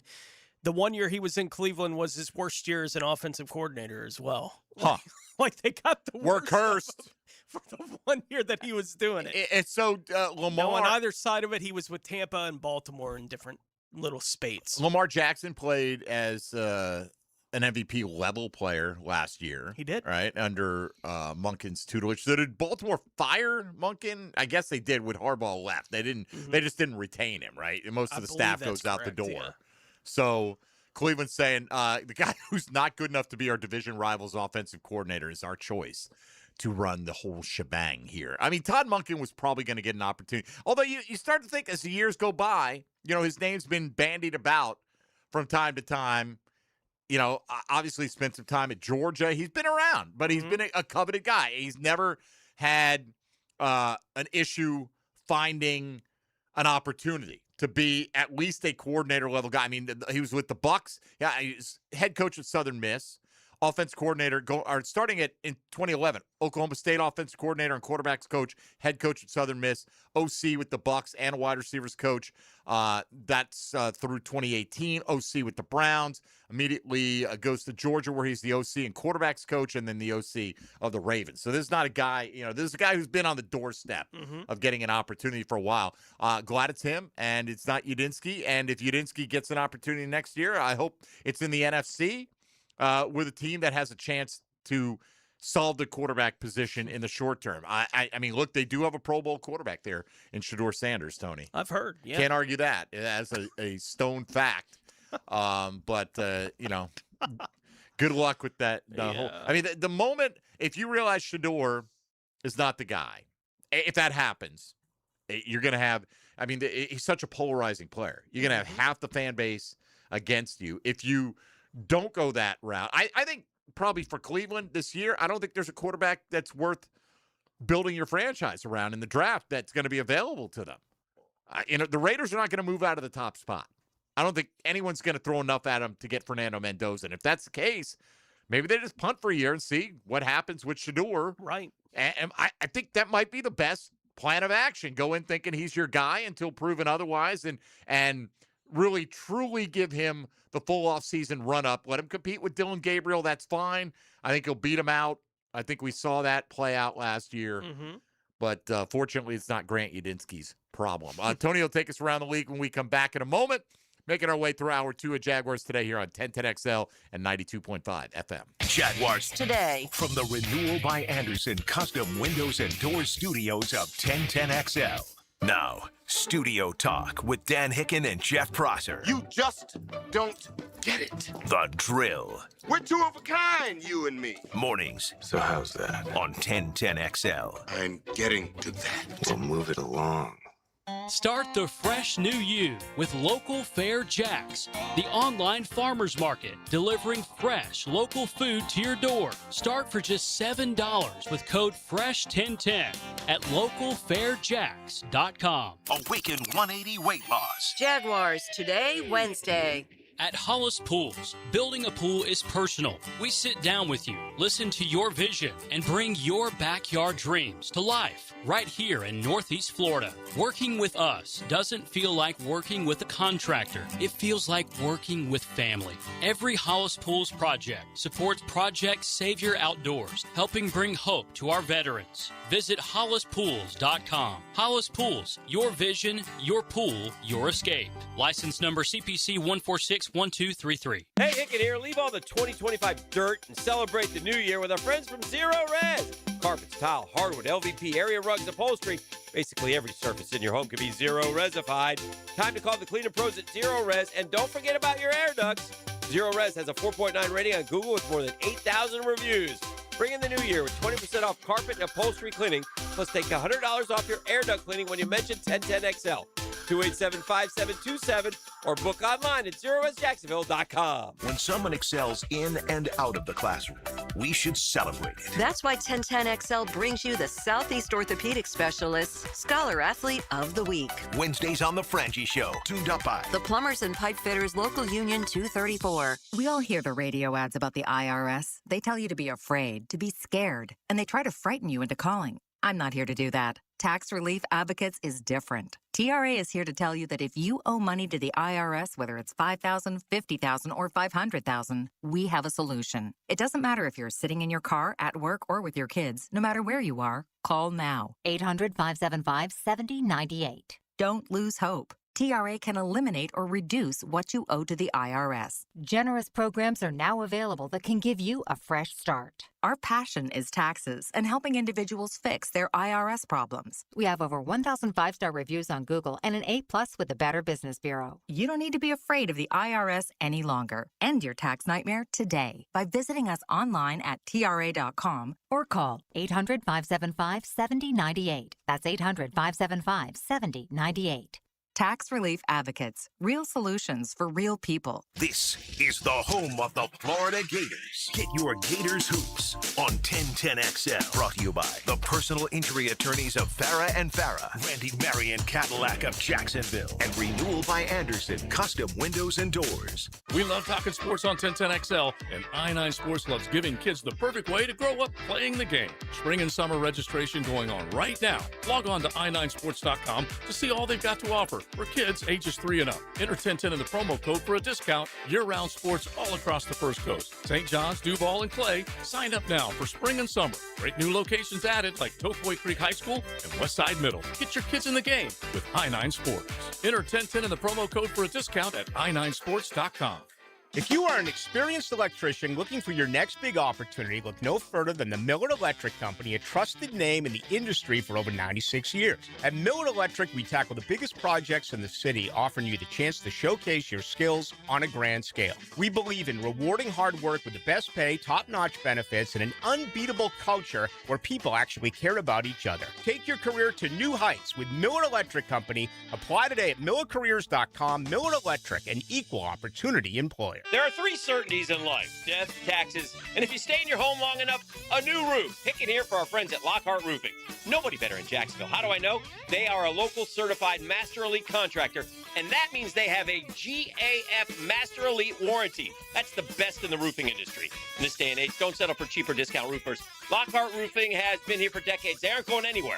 Call my friends at Lockhart Roofing, 994-3851. That's 994-3851. Lockhart Roofing, Jacksonville's best for Jacksonville people. 1010XL, presented by Farah and Farah, exclusive injury law firm of the Jacksonville Jaguars. Focused, fueled, fearless, Farah. Oh No's with Jaguars.com's John Osher. Served by Twin Peaks, home of the 29-degree draft on 1010XL. All right, Johnny O on assignment today. I'm going to assign Tony. Take us around the league here in a moment, but here we go. Prospect profile. Drop in here. This is from Senior Bowl Scuttlebutt and Scouting over at ESPN. Okay, that's not the official title of their article, but that's kind of what it is. Talking about defensive tackle Zane Durant. Penn State fans probably know who that is because he played for them. And this is what Matt Miller had to say about him. Speaking of Durant, I have to single him out for his day one performance. 6'1", 290-pound defensive tackle, won consistently as a 3 technique with quickness and leverage throughout practice against a good group of interior linemen. He currently sits as an early day 3 player on my board, but looked more like a top 100 prospect in his initial practice. Now, day 3 starts with the 4th round, right? So if he's an early day 3 guy, you could see, okay, if he rises up, probably going to land in the 3rd round at some point. Jags have plenty of draft capital to take shots at that position. Tone, do you think, I'll ask you what I asked Hayes, if in fact they prioritize bringing in defensive tackle, if that's like their big fish, we got to get a game wrecker up front, right? We know they made overtures to get Quinnen Williams last year. How do you think that player is brought onto the roster? As a free agent, through trade, or through the NFL draft? Not saying they couldn't address it with multiple players, but who is the big ticket item? Is he a pick? Is he a trade candidate? Or is he a free agent signee? Given some of the limitations they have financially, I would vote draft at this point. And they have so many bites at that apple, right? With the 3 third-round picks and the second-round pick in there. So I would say draft, but that's a very, very soft lean for me. Yeah, I don't know. I'm with you. I don't know if they have the wherewithal to go out and spend on a guy like John Franklin Myers, a good player. Yeah. Probably going to get overpaid because he's seen as maybe the best defensive tackle out there. David Onyemata is a good player. I don't know if he moves the dial. I mean, none of these guys is Quinnen Williams level, even approaching, in my opinion, a Quinnen Williams level player. DJ Reader, Daquan Jones, Buffalo. These are some of the guys seen as some of the better available defensive tackles this year. Sebastian Joseph Day. Heck, here we go. We don't 1, 2, 3, 4. We got to the seventh name on the list. Foley Fatukasi.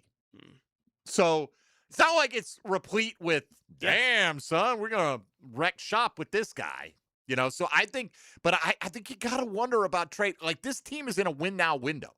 And really, and through it's not all their fault, but it's the way it sometimes goes. You look at their top 3 picks last year, Travis Hunter, even though the injury took him out, who knows what he would have been. He looked like he was just starting to emerge, but he basically had one game where he looked like the reigning Heisman Trophy winner, Bolitnikoff Award winner, that guy, right, against the Rams. I'm not saying he didn't make plays throughout, but he had one game where it all kind of came together and left us tantalized. Caleb Ransaw, never saw him. Yep.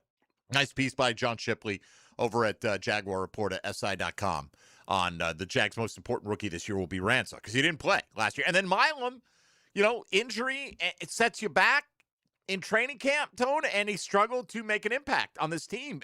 When I say struggled, he struggled to move ahead of guys on the depth chart because clearly other guys were playing ahead of him a lot of the time. So is this team a win-now team to you? Yeah. They are, right? Yeah. That doesn't mean you completely toss away the future, but I think I might vote trade here. I don't know if you can sit back and it will depend on who becomes available as well, right? But absolutely, yeah.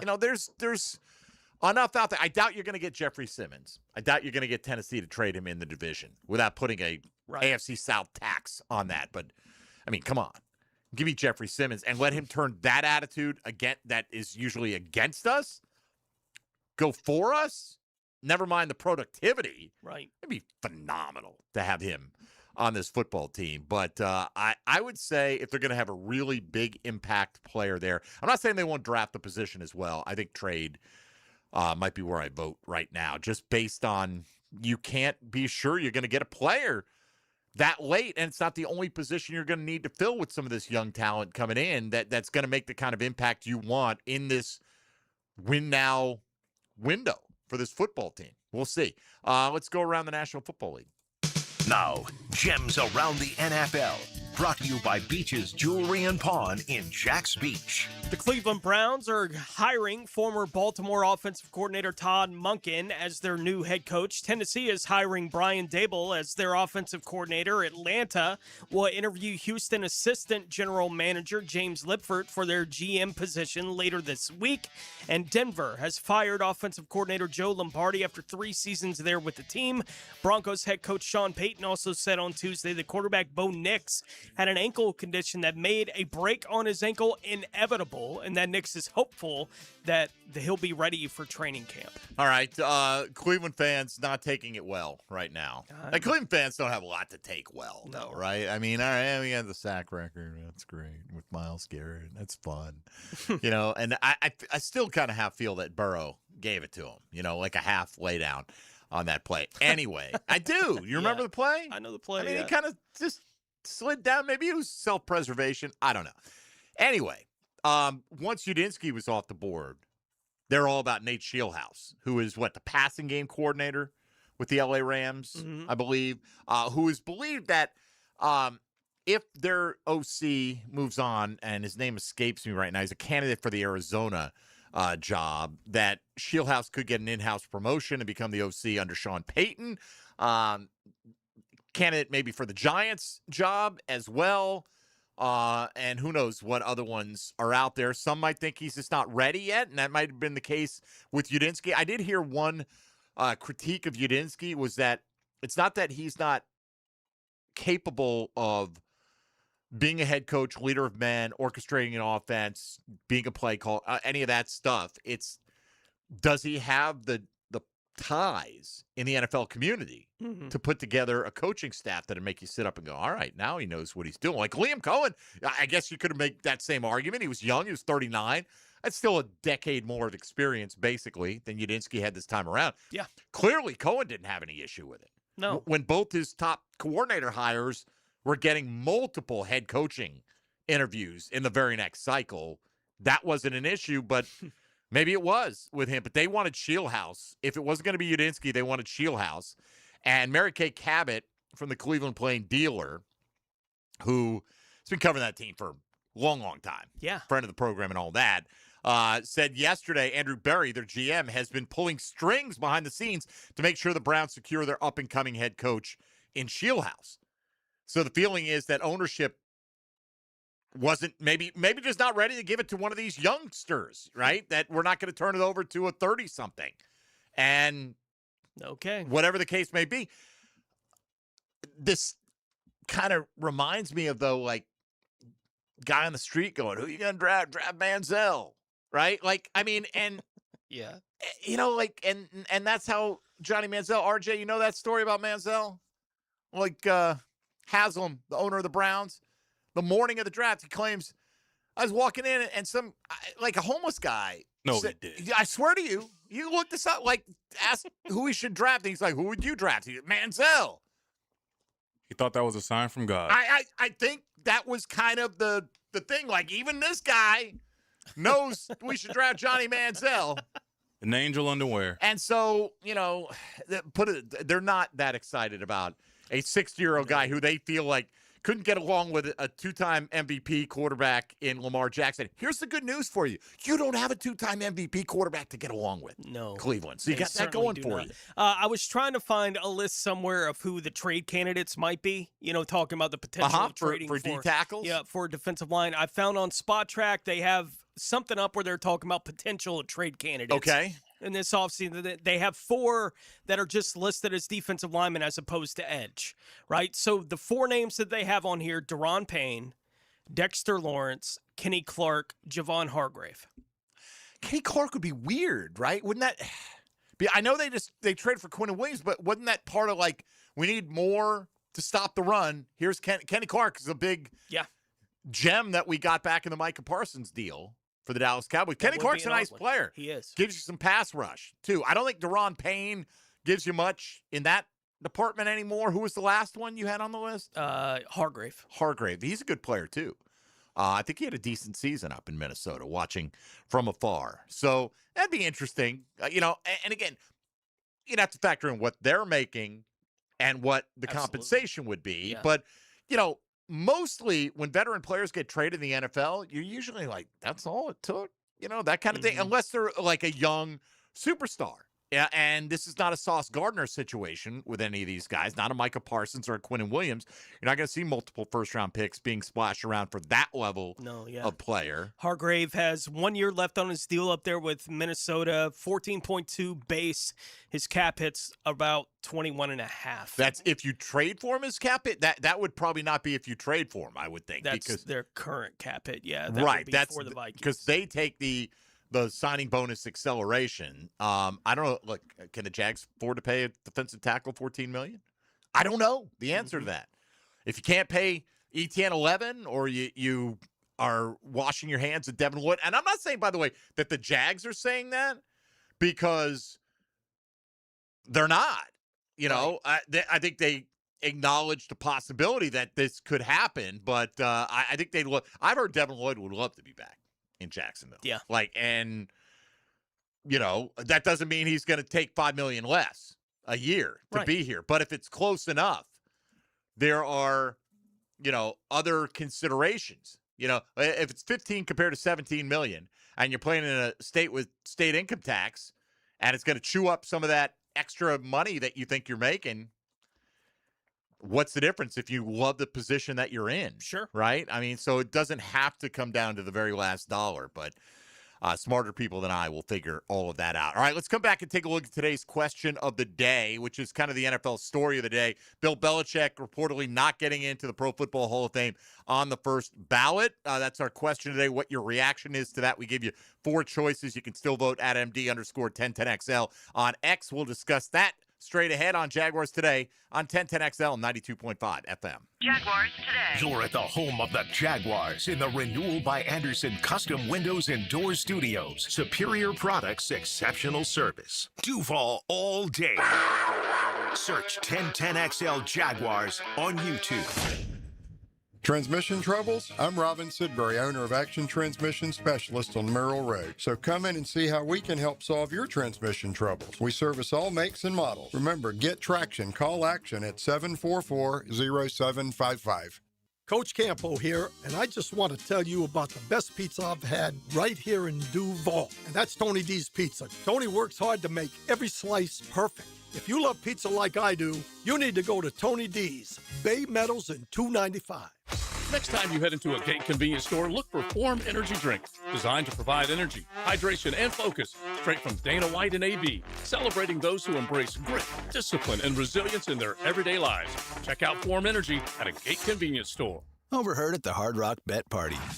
It's Thursday. New Hard Rock Bet rewards are dropping. Nice. You in, Jeremy Shockey? I don't do drops. Jeremy, we're talking bonus bets, deposit matches, and parlay insurance. Got it. I do those drops. Hard Rock Bet Sportsbook. Roll with us. New customers, double your winnings on your first 10 bets. Max bet of $50 per bet. Offered by Seminole Tribe of Florida. Must be 21 plus and physically present in Florida to wager. Terms and conditions apply. If you or someone you know has a gambling problem, please call 1-833-PLAY-WISE. Frank Frangie here for Coil Fencing. Since 1927, Jacksonville has trusted Coil Fencing to protect what matters. And I trust them too. From tough chain link to your commercial project to sleek aluminum fencing your HOA will love, Coil does it all. Did you know that Coil can also install, service, and maintain those automatic gates that help protect your neighborhood or business? To schedule a complimentary consultation, visit CoilJacks.com. That's COYLE Jacks.com. Coil Fencing, A+ rated with the Better Business Bureau, proud partner of the Jacksonville Jaguars. New year, new club. This is Joe C., and I'm proud to be a member of Southampton. And with the popularity of golf, getting a tee time is tough. But with membership comes member privileges. Enjoy clubhouse dining, expanded practice area, focusing on all parts of your game. And right now, you can join with an annual commitment and get a $1,000 discount, plus $500 of Pro Shop credit. All the details are online at golfsouthampton.com or call 287-PLAY and make a tee time today at the Golf Club of Southampton. Hacker here, and I'll admit something I don't love admitting. At some point, you just kind of get used to being overweight. Not happy about it, just used to it. Like, yeah, this is me now. That was my mindset. I tried stuff, took the meds, cut carbs, all of it. And when none of it really worked, I remember thinking, all right, I guess I'm just going to have to live with this. And that sucks. I didn't like saying it out loud, but that's where I was. When I finally started Awaken 182 years ago, I wasn't fired up. I was skeptical. I just didn't want to feel stuck anymore. Then 4 weeks went by where we are right now in the new year, and I was down 35 pounds in a month. And that's when it hit me. I wasn't broken. I just needed the right plan for me. That's what Awaken 180 gave me. That's what they'll give to you. Look, there is no magic pill that lasts. There is no healthy diet giving the results I got. There is simply Awaken 180. And you can talk with them today. Go online, awaken180weightloss.com. You'll always feel good when you send someone a Kuhn Flowers floral or plant arrangement.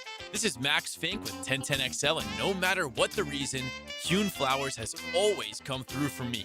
Order online at kuhnflowers.com. Jacksonville, you voted, and Baker Glass came out on top. The Bold City Best Awards are all about locals choosing their favorites, and you picked them for Best Auto Glass and Best Glass and Mirror Service. I'm back with Baker Glass. No one treats you better. Mark Watson here to tell you a little bit about hardballcreative.com. It's your online promo haven with thousands of ideas on how to promote your company. We're open 24/7, 365. Hardball Creative. Hardball does it all.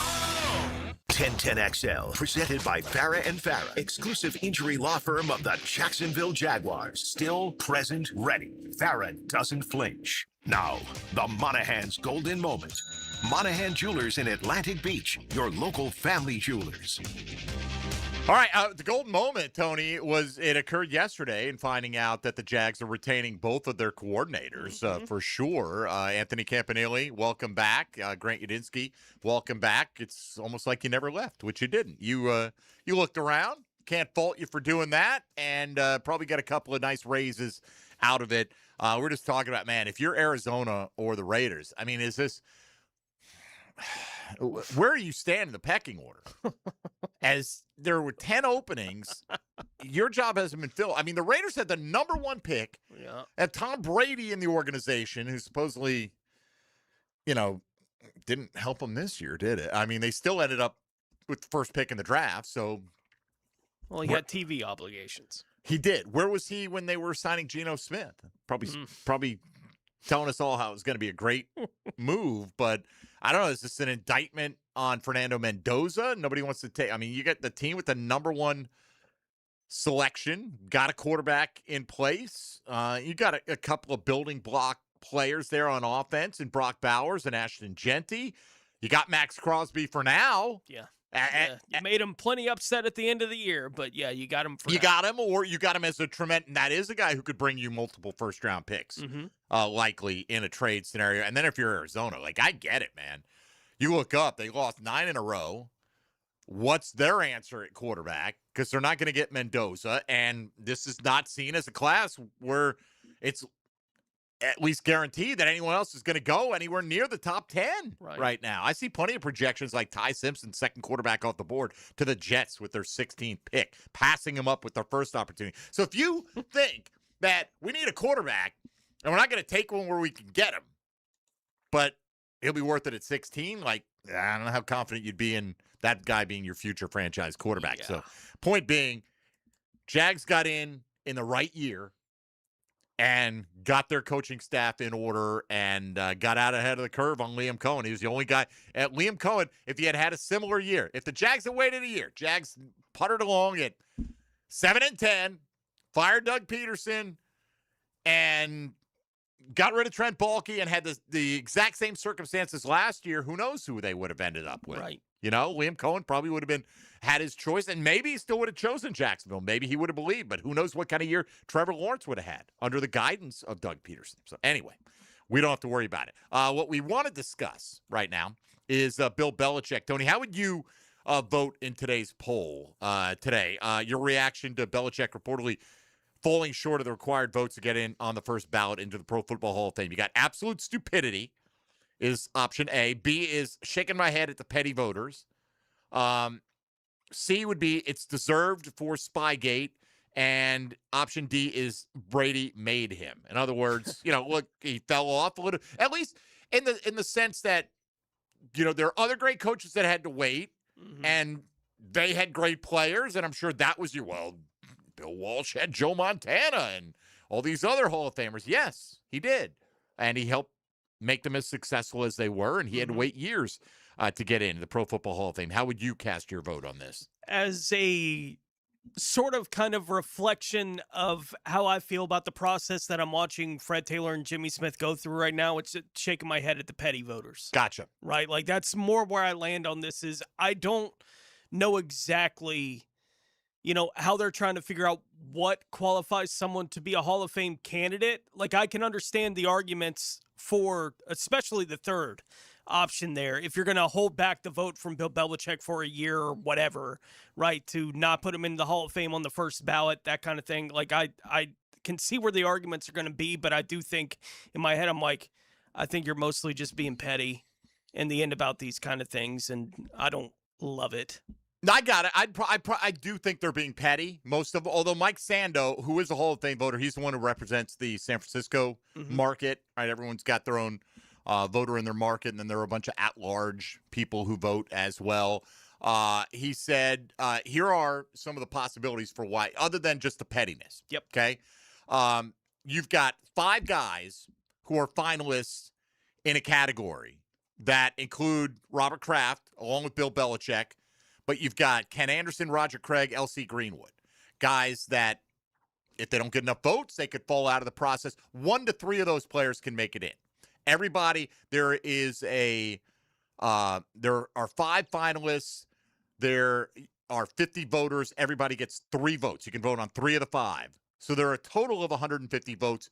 You need at least 40 to get in. Whoever gets the most votes gets in, regardless. But once that person's acknowledged, you need 40 votes out of those 150 votes that are being cast to be another one who gets in. So he said, we can count the ways that Belichick might not have got in. Let's say 4 to 5 voters who were strong advocates for a specific senior player figured Belichick was going to make it in anyway, so they put their vote to competing candidates in hope of boosting them over the 40-vote threshold. Okay? A few voters prioritize senior players. I'm thinking that Belichick will be back in the room next year. He's going to have more opportunities. These guys, they could disappear off the ballot. It's like Fred Taylor. He's made it to the finalists a couple times. He didn't this year. It changes every year. There'll be more players being considered. Let's say a few voters found Spygate and cheating disqualifying. Let's say a few voters protested new rules making coaches eligible after 1 year after retiring instead of 5. Which was seen as kind of the Belichick clause because they assumed he would walk right in. He said, whatever the case, I see this as a repudiation of the new voting rules, not of Belichick or any candidate not making it. I don't agree with that. I think, like, if you're in there and you can only vote for 3 of these guys, do you really think your vote's the one that's going to put L.C. Greenwood in the Hall of Fame? I don't. Maybe you do. I think it's then more. Use it as one of your 3. Right. Use it as one of your 3, but maybe they felt like, well, Kraft and Belichick will get all the votes. And then so out of these other guys, I'm going to make sure I cast a ballot for. I'm just trying to get in their head. Right. Like, is your responsibility to keep L.C. Greenwood on the ballot or to vote for the 3? Right? Like, how do you view your responsibility as a Hall of Fame voter in that moment? Like, I think there are, even in that list of reasons right there are reasons if you say, look, I'm not voting for Belichick, fine. Right? Like, and I think it would be legitimate. If you want to hold the cheating thing against him and say, no, I'm not voting for that guy. He did what he did with the Spygate thing. I'm not voting for the guy. It's like, okay, you're allowed to treat it that way. You don't have to put any of the other stuff in there. I can't tell you how I honestly would have voted in this circumstance, right? Because there is pressure to, look aside and put your differences aside. I can't stand Belichick. Like, this does not upset me in the least. Doesn't, in fact, impact my life at all. It doesn't diminish the Hall of Fame. You can feel that way. It doesn't do it to me. He's going to get in next year. Is he any less of a Hall of Famer? I have said for years in baseball, I do think there's a difference between voting for a guy on the first ballot and just voting for them after that, right? Like, if you don't vote for him because if you think the first ballot is a tier reserved for the elite of the elite, then, but we wouldn't have the term first ballot Hall of Famer. Correct. It didn't mean right. But in Belichick's case, I mean, if you just look at his resume, he is the elite of the elite, right? So that kind of goes out the window. But I would say this, unless you're doing it simply because you didn't think he deserved the first ballot recognition when a lot of other coaches who were eligible, who are now Hall of Famers, who won multiple Super Bowls, also didn't get in on the first ballot, then you better vote for him next year. Because if you don't vote for him in the second year, I don't understand the ones that switch. I don't understand how a guy like Andrew Jones goes from like 11% or whatever he was on the first ballot for the Hall of Fame to eventually getting into the Hall of Fame. How did 60% of the voting populace change their mind? He didn't get any better along the way, and that's just to single him out because he was one of the most recent examples. But Carlos Beltran, and he's not on the Belichick level, but he would have probably gotten in earlier if it weren't for his association with the Houston Astros cheating scandal. And a lot of Hall of Fame voters have shown that they won't go that route. I do think the irony that, I'm petty, but Bill Polian is apparently the pettiest man out there. And I could see Polian wanting to point at himself and go, I'm a first ballot Hall of Famer. This guy's not. Polian claims he doesn't remember if he voted for Belichick. Oh. That, to me, just seems like utter lie. I mean, I'm not even going to couch it in nice terms. 3 names. That's right. You voted for 3. You're not sure who you voted for. I didn't petition against him or campaign against him. Right. Although that's how the whole story got out, is that somebody leaked the results, and the voters don't even know, I don't think, who's getting in. Like Sam Kovaris is the voter for Jacksonville. I don't think they tell Sam the results. right? He knows who he voted for. Maybe learn on the night. He polls the room. Yeah. But somebody who tallied the votes, and then they said that polling was the guy trying to get people to not vote for him. And if that's the case, then stick to your guns and make the case. Yeah. Because, you know, if it had come from anybody else, I'd feel better about it. Bill Polian is probably the nastiest individual that I run across in my time covering the NFL. In 30 years of covering the NFL, probably the nastiest individual that I've had the displeasure to come in contact with. So I'm certainly not holding him up as some paragon of virtue, but I probably would have gone with option C. You know what? NFL said you cheated. If you got to wait a year, doesn't hurt me in the least. I am in the vast minority on this one, though. Absolute stupidity running away with it at 57% of the vote and shaking my head at the petty voters, which is just, you know, they're of the same cloth there. That's 81, 82%. It's pointing the upset at something. Right. Those are the two. This was wrong. The two, it was deserved for Spygate, got 6%. And Brady made him got 12%. So more people think that Brady made those people are saying like, yeah, his resume is not as good. Like, to me, it's like I recognize the resume is what it is. Is Brady not a first ballot guy because of Spygate? I think that's a fair question. I think it's a fair question to ask. Right. But do you think Brady's going to be held accountable like Belichick? I don't. No. I think Brady waltzes in. Yeah, I do too. Probably unanimous, honestly. All right, we'll come back with some final thoughts on today. Jags retained both coordinators, all three coordinators. How about that? Heath Farwell, we appreciate you as well in these parts. You're listening to Jaguars Today on 1010XL and 92.5 FM. Jaguars Today. From the Renewal by Anderson Custom Windows and Doors Studios of 1010XL. Streaming live from the XL Digital Studios. Polished by Harbor Dental Care, the locally owned smile restoration experts. Ace Carline here for Atlantic Infinity, and yes, I'm still loving my new QX60. Right now, you can lease one or lock in just 1.9% financing for 60 months, and every new Infinity comes with the Atlantic Infinity Promise. That's over $7,000 in added value. That's one of many reasons why I bought mine there. No pressure, no games, just a great experience. Make your next ride an Infinity from Atlantic Infinity. Visit AtlanticInfinity.com or the showroom near Atlantic and St. John's Bluff. It's a Weight Loss Wednesday on Jaguars Today. Awaken 180 Weight Loss, your long-term solution for weight loss. Get a healthy start in 2026. The Florida Department of Health in Duval County is here to help you get healthy and stay healthy all year long. Our dedicated team is committed to providing high-quality care and trusted public health services for our community. Our mission is simple: to protect, promote, and improve the health of you and your family. Learn more about our programs and services by visiting duval.floridahealth.gov. Fence problems? The old one falling apart and leaning over? Well, if it's time for a new one, call Duval Fence today at 260-4747 for a quality job. Restore the look and privacy you expect. Trust the experts. DuvalFence.com. Hi, I'm Sean Monahan from Monahan Jewelers in Atlantic Beach. Since 1977, we've been Jacksonville's local family jeweler with a beautiful selection of fine jewelry and certified diamonds. But we're also Jacksonville's leading buyer of gold, silver, and diamonds from the public. Gold has recently hit an all-time high at over $4,000 per ounce. Pay bills, buy something fun. Now is the time to sell your gold for cash and get top dollar or trade it in for a new piece and get even more at Monahan Jewelers in Atlantic Beach.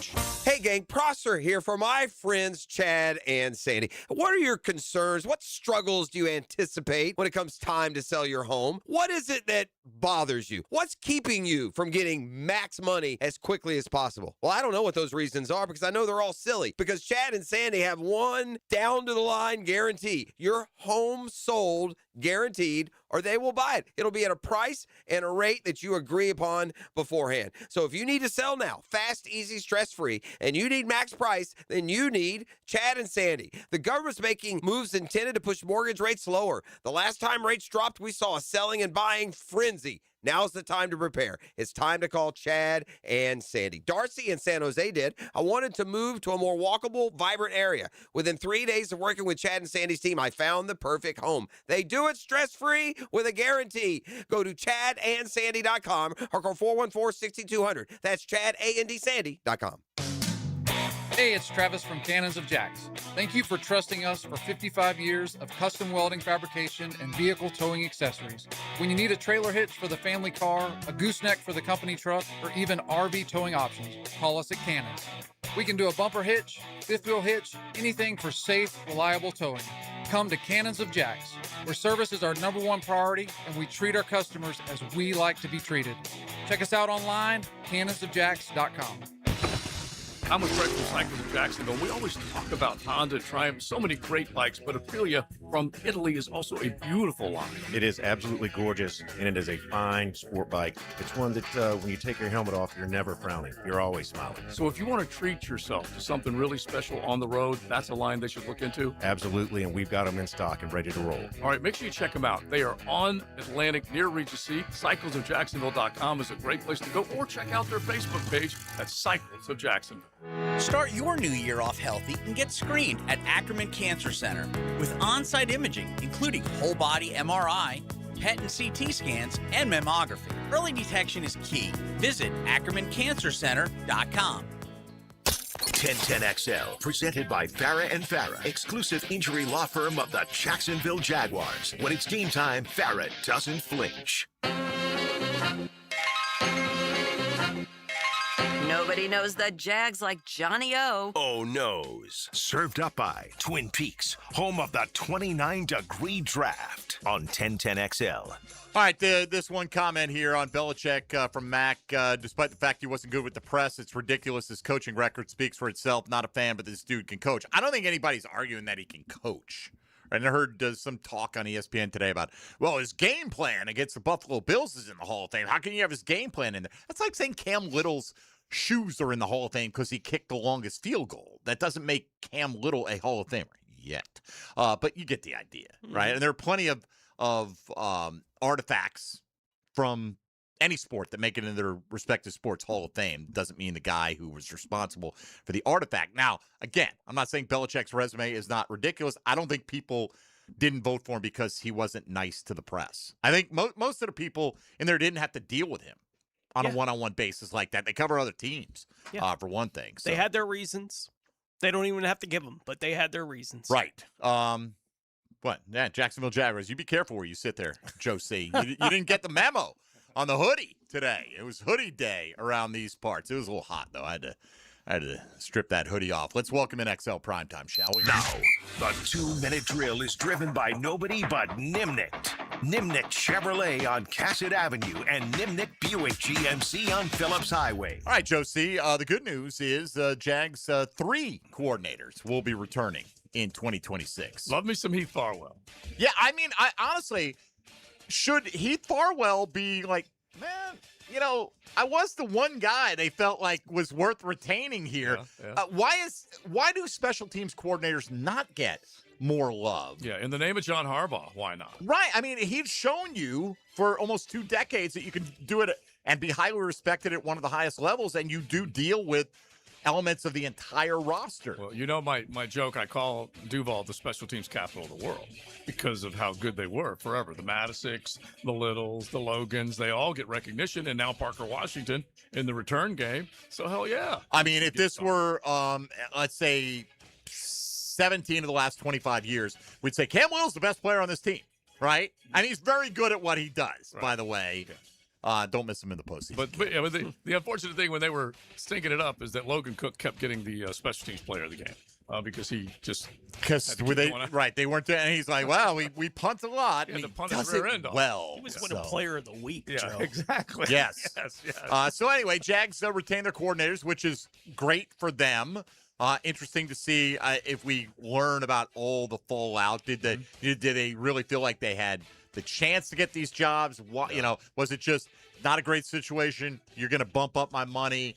I'll be a hot guy next year as well. These young guys they never believe they're going to cool off, right? You're the hot guy now. Oh, it's fine. I'll be the hot guy next year, too. And they probably will be. And it's not unlike what Liam was going through last year with Tampa. That's right. And they were saying, hey, we can't let our guy go. And obviously he did, but only after he pulled his name out. And they said, oh, my gosh, we better make sure we take care of him. And we're in a copycat league, right? We hear that all the time about the NFL, Joe. Nobody else interviewed Liam Cohen last year. You would have thought maybe, you know what, the rising young guy who comes in with no with limited coordinating experience, limited play calling experience, was just we all missed out on this guy, or unless you're one or two of unless you got Vrabel or Ben Johnson, you're feeling like, man, I'm surprised that like Todd Monken at 60 compared to Shieldhouse or Udinsky in Cleveland. Yeah, very true. Look, I'm happy for Monken. I think it's a great opportunity. Who knows how good he is and how good he'll be up there. He'll have his challenges, of course. But anyway, I'm happy for him. And then the other thing is Coach Duffner was in with us yesterday, and he said these teams will interview these guys, not necessarily using them, saying you have no chance to get this job, but I'm quizzing you on what went down there. And he said at the very least, most of them are at least giving them a legitimate opportunity to kind of pitch their wares, but they still want to know, how the hell did that all happen? Happy for us, and we'll see how it all works out. Joey, what's coming up today? Definitely doing that. The Hall of Fame, Jimmy Johnson coming out just railing against should we disclose the votes? I think it's a good argument. We will get into that, of course. Yeah, I don't care if you disclose them or not. Either way, you should be willing to stand by your vote. Yeah. And I don't have a problem with anybody who voted against Belichick getting in on the first ballot. Yeah. I think when it's all, anyway, we'll debate it later. Yeah, absolutely. All right, have a good show. Coming up, XL Primetime will continue the conversation around the National Football League. D-Rock in for the last time tomorrow for a while at least, and then Tom McManus on Friday. For Tony Smith and RJ Saunders, thanks to Hayes Carline from joining us today from the Frangie Show. I'm Mike Dempsey. We'll talk more Jaguar ball with you tomorrow from 10 to noon right here on 1010XL and 92.5 FM.